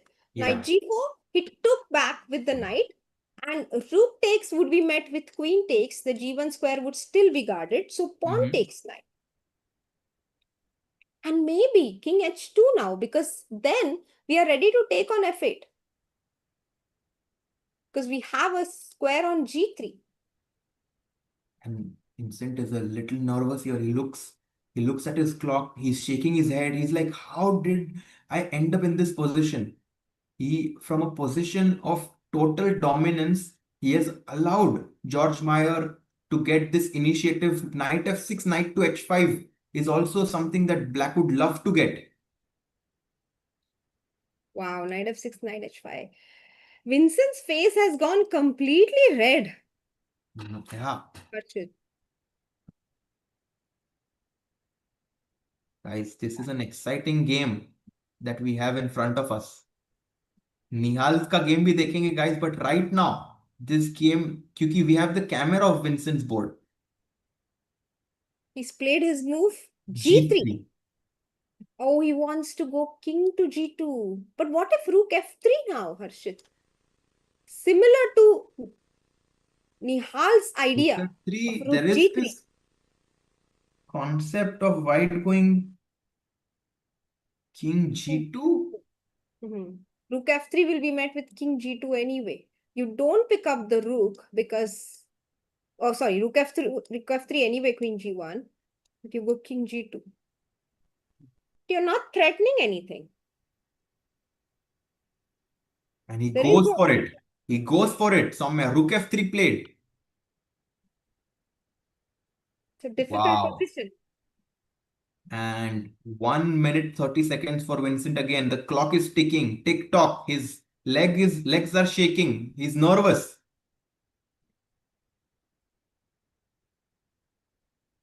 He has been a star in this tournament in Grenke. Can he do it again, Vincent? And now your idea of knight f6, knight h5 is extremely strong, Harshit. Once more. He goes king g2. King g2, knight f6. I'm sure will be played, but then queen d1, is it? Not really. So knight f6 must be played. Yes, played. It doesn't change the evaluation, Guki Reza, but practically it feels like white is under tremendous pressure. Maybe queen e1, Soumya, to threaten rook takes f3. That's the way to get rid of this tension. Queen e1 खेलना पड़ेगा. g1 square. Yes, that's a fantastic move. He And has he played finds it. it. Wow. So now we are ready to take on f3 because we have covered the g1 square with our knight and we will pick up a free pawn. So rook f1 might be the best move for black here. Yeah, rook f1 and then white will take back on f1 with the queen. And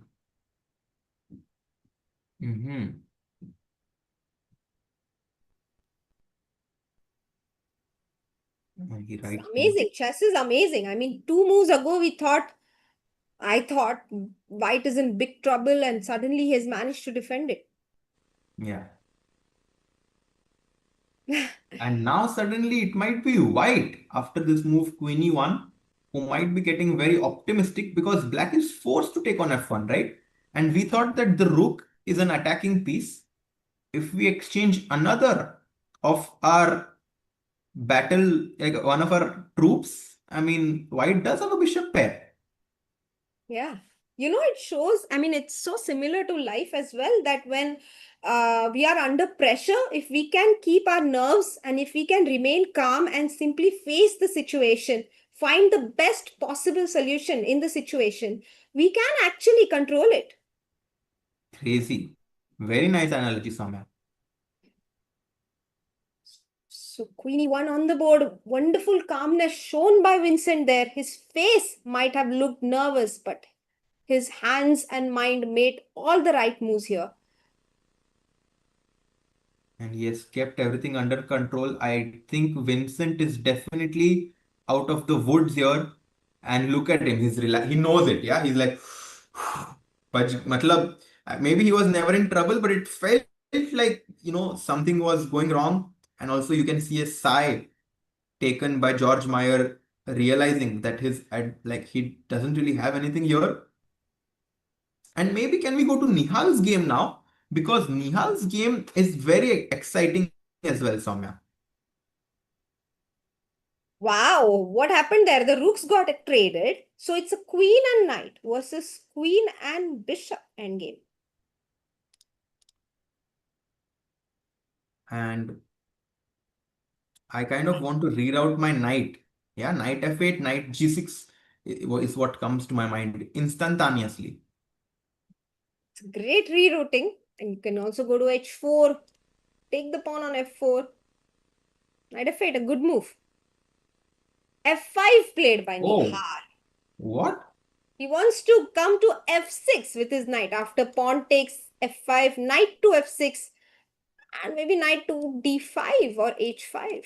Man, what a nice positional sacrifice. He's giving up his pawn to get his knight to f6, and Soumya, you spotted something. Yeah, after knight f6, in fact, the threat is queen g2, king e1, knight g4, and we can't take on g2 because pawn takes and the f2 square is covered. Oof. Excellent. Excellent alertness, Soumya. Yes. 5, a strong move. Okay, let's just show this. If pawn takes knight f6, maybe bishop to d3, queen g2, king e1, knight g4. The point is that you cannot take on g2 because pawn takes and you don't have the move king f2 at your disposal. So black will win. King pawn to f5. Black might win this quickly. We will oscillate between this one and Vincent's game, I guess. Yeah. Because a lot of moves are being played there. Black took on f1, played a5, bishop g5, knight h7. I think this game will end in a draw somewhere actually. It will basically Okay. be like knight h7, knight f6 repetition. Mhm. But Nihal actually might win a brilliant strategic game. So I think we can kind of give him this stage because this move rook g3 kind of just caught my attention. And after this, I'm just hooked with this game. f5, Kasper Schopen down to his last minute. And he's running out of good moves. He's running out of time. And Nihal continues his hot run.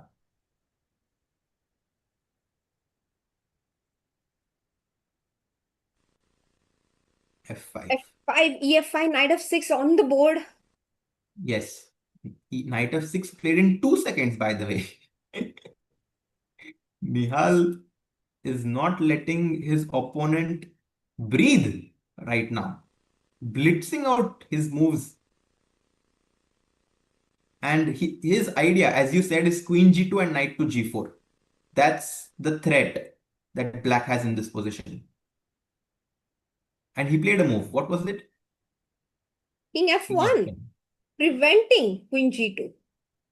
He's fighting well, Kasper.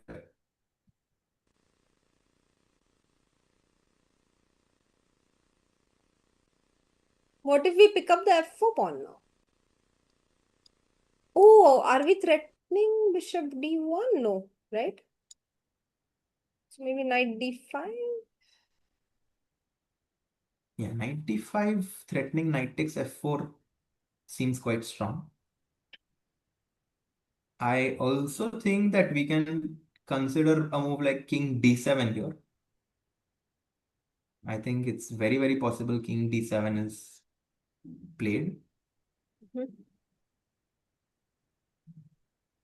Queen e3. Yeah, I think king d7 is actually something that I would expect Nihal to play here because it kind of keeps the pressure and basically just passes the ball in Kasper's shoes.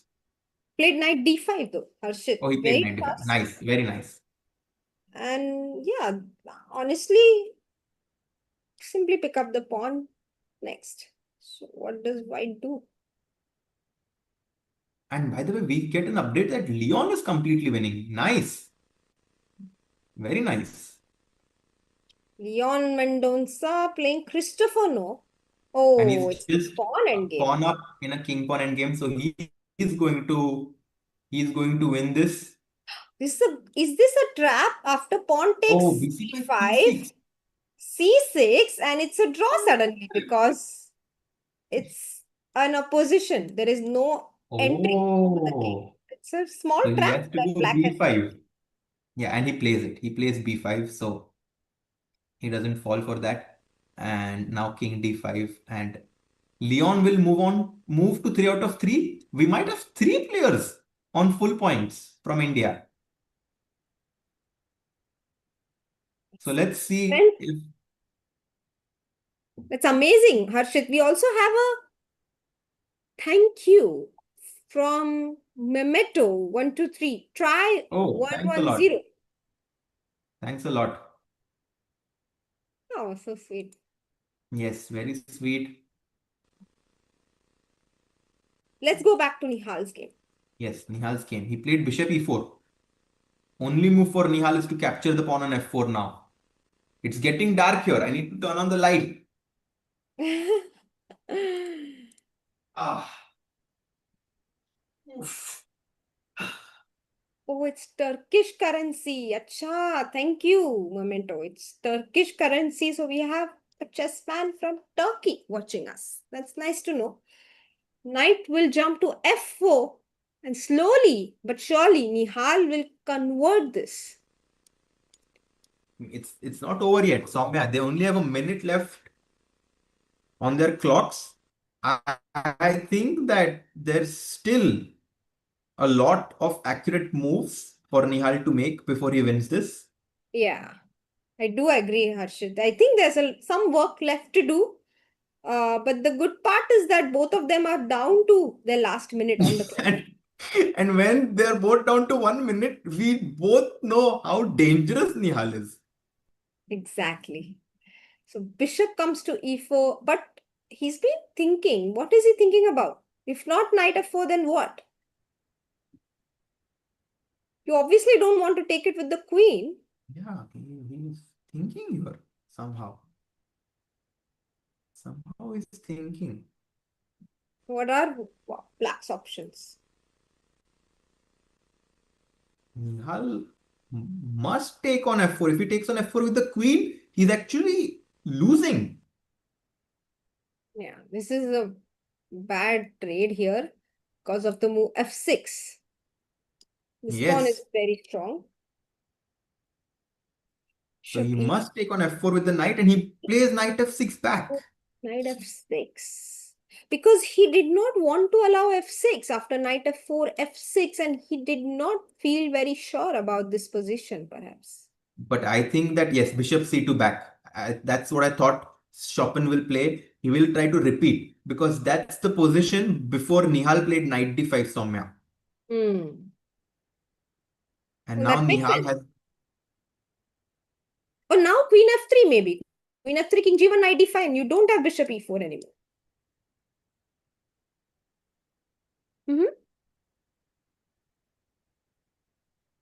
Yeah. Queen f3, king g1, and then knight d5. Uh, Bishop d1. Bishop d1, queen Oh, he e4. plays d5 here. Nihal. Okay, but it's not such a bad move. It's okay. It's okay. Guys, with 40 seconds on the clock, it's just going to be about who makes the last mistake. Yeah, definitely. Like, for example, here I almost made the move queen e3 in my mind, which runs into queen g2, check, picking up the bishop. So there, it's not easy, this position. d5. It's hard to find moves for white here. Queen Yeah, f2 maybe. F2 might be the way. crazy. I think Soumya, we will follow the end of this game and then we will take a break for today. But Yes, this, I think, is an exciting game to see the finish for d5. What did Kasper play? He played goes queen queen f2. f2. Oh my God. He wants a5. Ah, sneaky, sneaky. Sneaky, sneaky, tricky, tricky. 13 seconds for Nihal. This is far from over, Soumya. Knight King h5. d6. Knight h5, bishop d1 is not possible. Knight h5 maybe. He goes king d6. He gives up the b6 pawn, but then f4 is falling. My God. I think Nihal will swindle.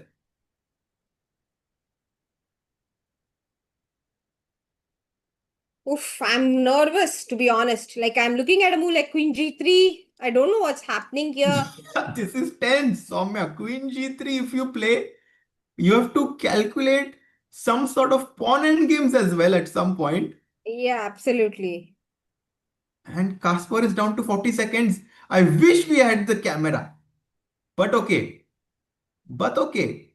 King e1, a good move. Oh my god, Kasper playing excellently in this endgame. Kasper Chopin from Netherlands finding all the resources. King e1, a very good move here, Harshit. Soumya, this is actually A-level chess played by Kasper with little time on his clock, and now Nihal is under pressure. King d2. White's king just wants to run away. 10, 9, 8. Tick tock. Nihal 4. King c7 maybe. Played c5. c5. Oof. But maybe Oh, a5 now. oh my god, a5 is such a cool move here, Harshit. Takes, a5. queen takes is a check. Nihal played it with 3 seconds on his clock and c5. Did he play it? No, queen It was e3 king on the e3. board. Queen e3, very logical. You want to go to e5, pick up the knight. So maybe, oh, queen e3, there is only one move to defend, but I guess Nihal will find it. What is it? What do you think it is, Harshit? King d. No, oh my God. Queen g7. The only move is knight to d7. Very tough. Oh, he plays knight e4. He plays knight e4.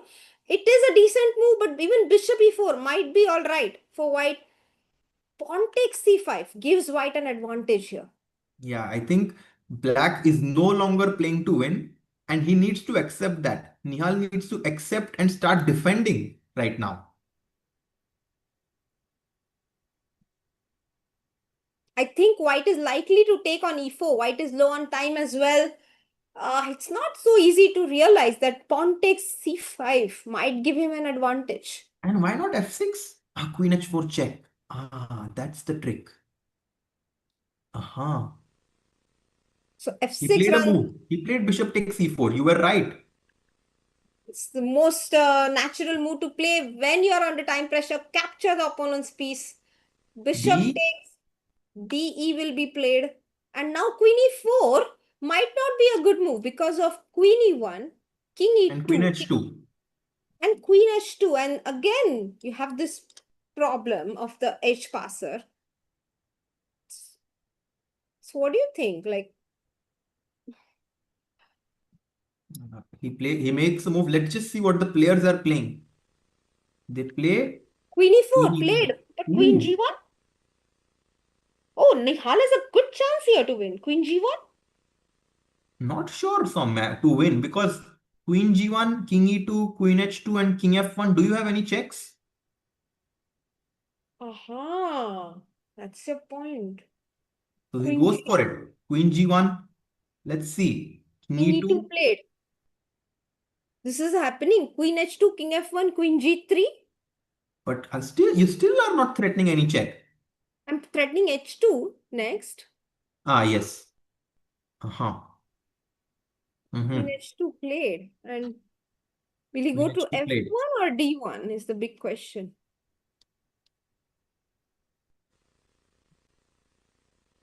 King f1 played, Harshit. Played. Queen This is happening. d3 has to be played. There is no, I don't see any other. Oh, queen d2 is also a decent move here. I But basically think that white will need to give a perpetual because the pawn on h3 is too strong. oh, I see. You know what? I thought white does not have a perpetual after queen g3, but it's quite easy. Queen e6, king c7, and queen e5, diagonal checks does the Hmm. job. Very nice point, Soumya. You cannot allow the black king to run to b8, and that's why you give diagonal checks. King f1. Nihal has 40 seconds to make his move.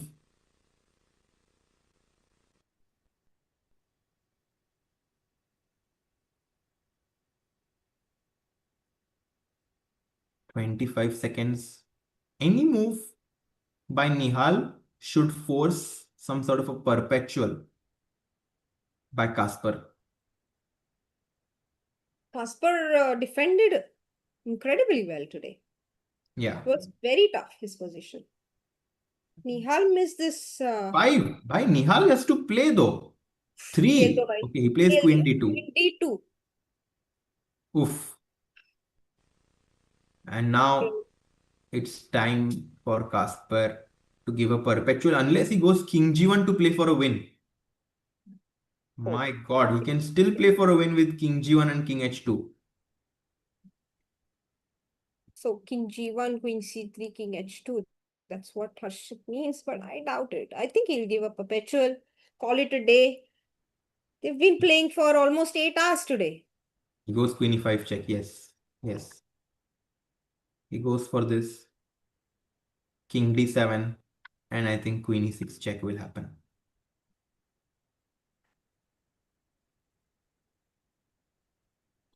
Yeah.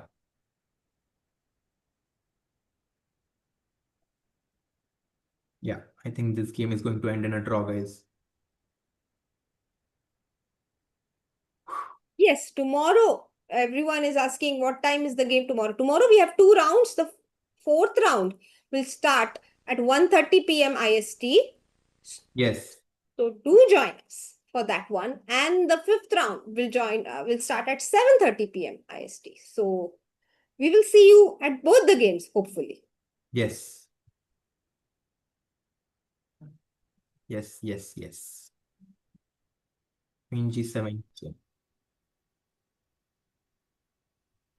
Yeah, we can end once the game is over. It will be over very soon.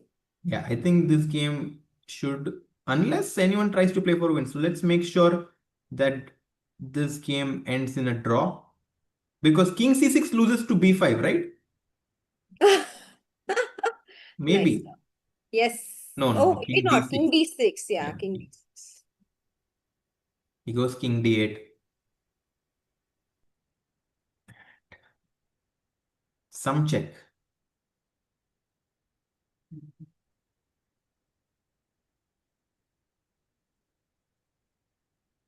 By the way, this does give up the pawn, yeah? Queen h8, queen h3. But you lose the F4 pawn. Harshit, I am going. If this game is continuing, you please commentate. See it till the end. Yeah.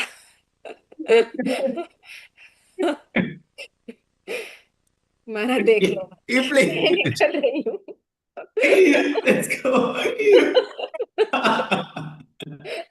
So if he plays Queen H3, I'm just अभी से chat को भी bye. I'm leaving.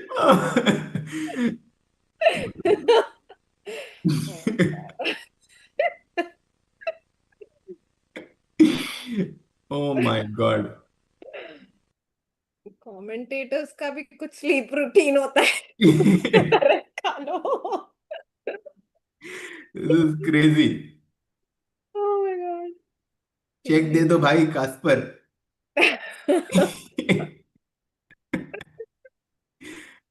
What did you do? Queen H7 check. Okay, Yes. I have a lot of hope. पर King D6 आया तो perpetual किधर है? Ah, there is. King Yeah. D5. Wow. Oh my God. You know what I saw? King Queen e6 D5. mate. Yes. So King D8 on the board. Let's go. वापस check दे दो Kasper भाई. Don't play queen takes h3. Oh, there was a result? No, Vincent is still playing. I thought there was a result. Yes.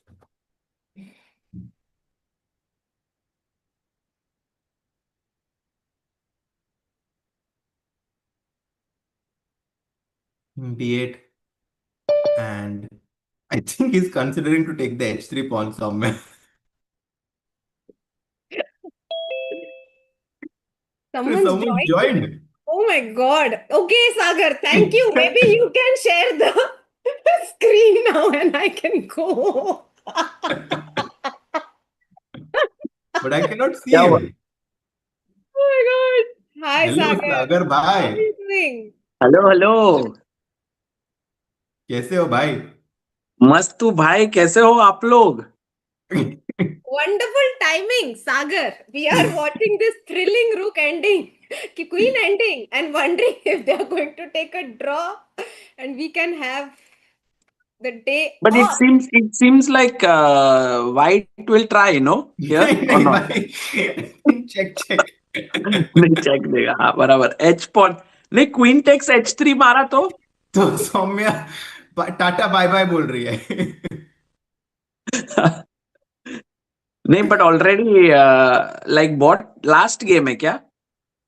नहीं बहुत games है. 300 लोग खेल रहे हैं सागर. 1500 बोर्ड्स है. बट एक्चुअली आज हर्षित भाई ने तो ब्रेक लेना चाहिए ना. अभी उनका बर्थडे पार्टी भी हो सकता है भाई, रात को. कुछ नहीं है भाई यहाँ पे. नहीं Very tough schedule actually for everyone here. Like this tournament is actually a festival, but it's like you have to conserve your energy somehow. It's like a festival but not a festival. वो festival में भी शादी energy. नहीं वो शादी में कैसे थक जाते हैं बाद में कि क्यों किया 7 दिन का शादी. जल्दी जल्दी निपटा पर लेते हैं. शादी में थोड़े लोग तो खाना वाना खा के खुश रहते हैं ना. हाँ तो जो स्पेक्टेटर्स है वो बहुत खुश है. खेला भाई सौम्या क्वीन टेक्स h3. मारा.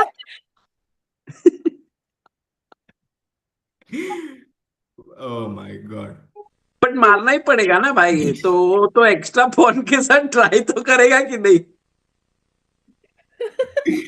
हाँ. ये शोपेन कैस्पर है. वो 2588 है वो. या Oh my god. तो भाई 2588 का प्लेयर तो पॉन अप ट्राई करना चाहिए ना. Yes.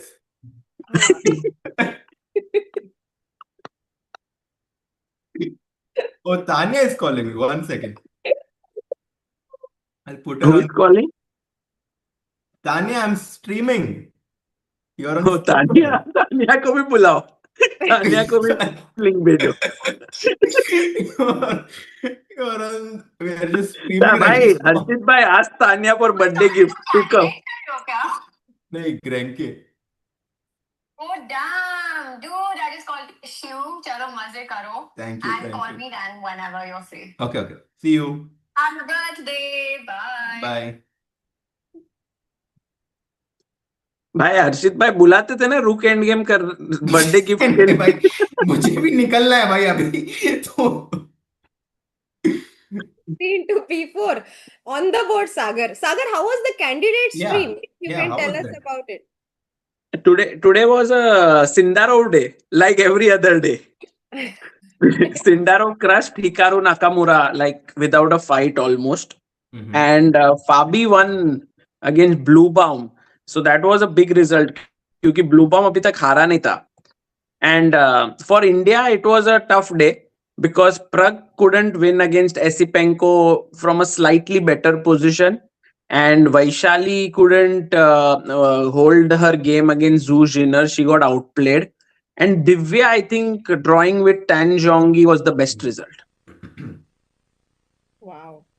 Yeah, I saw तो that. एक्चुअली कैंडिडेट्स में अभी ऐसे हो रहा है ना कि सिंडारोव अभी लोगों ने ऑलरेडी डिक्लेयर कर दिया है कि वो जीतेगा करके. So but I am not sure actually. It's too soon to say. I feel half भी नहीं हुआ अब तक. We are not even at the halfway mark.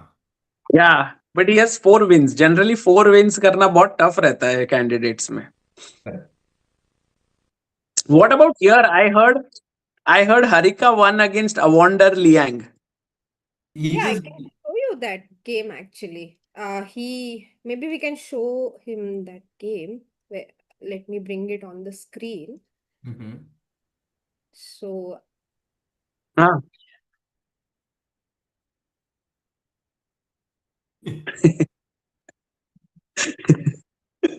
हाँ एक्चुअली मैग्नस ने किसी को तो हेल्प करना चाहिए कैंडिडेट्स में.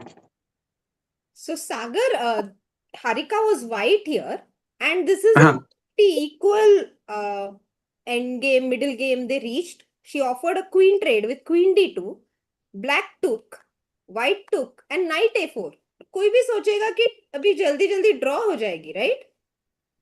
I mean, black is a pawn up at the most. And white played bishop to c4, bishop takes, knight takes, and here Black made a huge blunder. He made bishop e7, Sagar. Okay. It doesn't look like a huge blunder, right? Like. Yeah, Right. but unfortunately, the rook, instead of being on f8 in a castle position, is on h8. So, bishop takes, rook takes, and rook a1 ke baad, we have a Oh, backtrack rook checkmate. a1. Rook a1. Nice. I thought rook b1, but then short castle हो रहा था. या long नहीं sorry. यहाँ पे rook b1 ना? Castle कर सकता है ना black? हाँ, black can castle. Hmm. But after But rook rook a1 a1, was killer. there's no knight b6, and he simply lost a piece, and Harika won the game. Oh, wow. Crazy. Harika is on Skewer. 3 out of 3, which is amazing. Wow. What about Magnus? Did he win? अरे Yes, Magnus भाई का game Magnus's game बहुत was अच्छा था. crazy. Magnus तो लगता है 9 में से 9 करेगा फिर से. भाई आज का क्लोज था actually. Maxim Lagat played really well. मैं आपको अच्छा. एक क्वेश्चन दिखाती हूँ सागर. हियर बिशप b5 पे unfortunately the arrow gave it away, but maybe I would have never found it actually. Knight d5, cd5. फिर क्या? Knight d5. हाँ, Oh, crazy. this pawn is hanging here. The best was queen a7, but he plays queen e6 again. The rook now joins into the attack because the bishops are lined up. Wow. Rook b8, the combination continues because rook takes b5. The point was bishop f2, but then queen f2, rook b5, and here knight c7. Nice. And eventually, black will get checkmated. Wow. So nice. Yeah, beautiful combination. Actually, Magnus had to struggle really hard to win this because Maxim kitna must fight diya na, Harshit? Yeah, actually, when he played c3, that really impressed me. Yeah, in this position, black's best. Oh, pawn Yeah, back. this was very nice. c3 and rook a4. Wow. Amazing. So Magnus won. What about Hans Niemann? Is he also on Yes. 3 out of 3?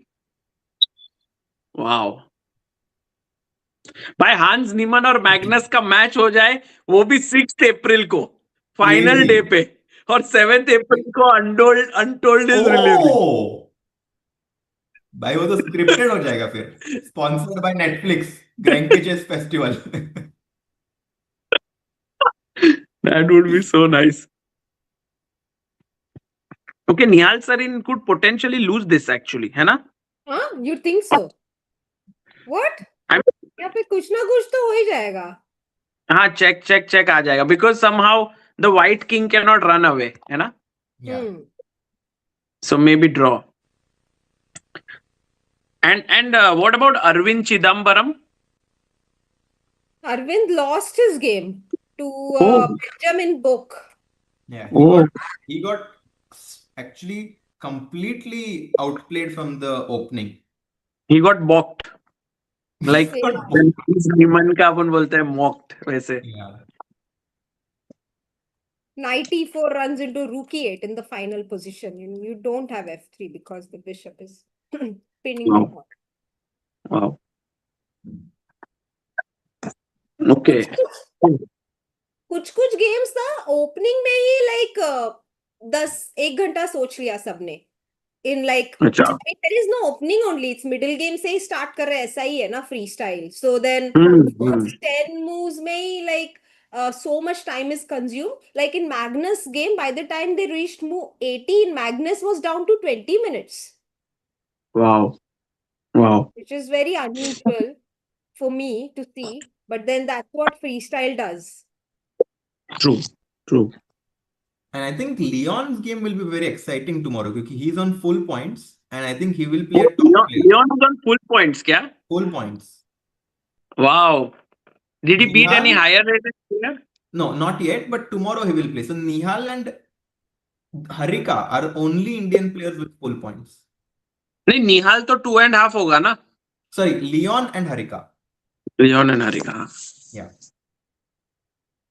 Amazing. Maybe I think it's time to end this, right? Because this will end in a draw. Yes. Yeah. And then there is nothing much, right? So then we can end the stream. Yes. हाँ, And ठीक है, tomorrow thanks. round 4 will be at 1:30 p.m. Indian time again. Right. Yes. And Sagar Bhai will start at 6:30 p.m. Indian time. Correct. Today you started earlier, no? I think 5:30 or 5:45 I को start at भी 5:45 हाँ. because the round starts at 6 o'clock Indian time, but 15 minute delay तो 6:15. तो पहला आधा घंटा मैं उनको हाइलाइट्स दिखाता हूँ, पहले दिन में क्या हुआ वगैरह, वैसे थोड़ा प्रिपेयर करके. So then people come and then they get to know what happened previously, ऐसे. That's wonderful. Yeah. Where are you, Soumya? Are you streaming from home or? Yeah, I'm at home, Sagar. घर पे हो? Okay, amazing. Thank you guys for streaming for so long. Double rounds is insane. Like you must have streamed for 9 hours almost. Yes. Today we were here for, because both games were quite long, but it's fun actually. It's fun, but in the second half, actually, we start to, like, at least today, I felt like in the second half of the second round, I felt very tired actually. हर्षित भाई, you have to go वो सामने वो जो वो Turkish shop है, वहां से एक उधर ही खाना जाना है. शवरमा. सैंडविच वगैरह ले लो भाई. पिज्जा खाओ, पिज्जा. टुडे बर्थडे पे पिज्जा अच्छा है. I think I'll have a pizza और today. हर्षित भाई, you can go to the Indian restaurant where we had gone. भाई वो बंद हो जाता है हाँ, भाई. वो बंद हो गया रहेगा. True. But I think okay. guys. Have a good birthday, Harshit bhai. Thank you, Soumya. Thank you, Vivek bhai, for Thank your you. for being the director for this stream. And see you guys tomorrow. Bye. Bye, Sagar. Thank See you you. so much for joining and Bye, have fun. Soumya. Yes. Bye. Thanks a lot, Sagar. See you. Okay, guys. Bye bye. Draw हो गई है निहाल की भी. And Harshit has also left. So we are ending the stream now. Bye. Thank you so much for waiting with us. And कल 1:30 को मिलते हैं. Take care. Bye bye.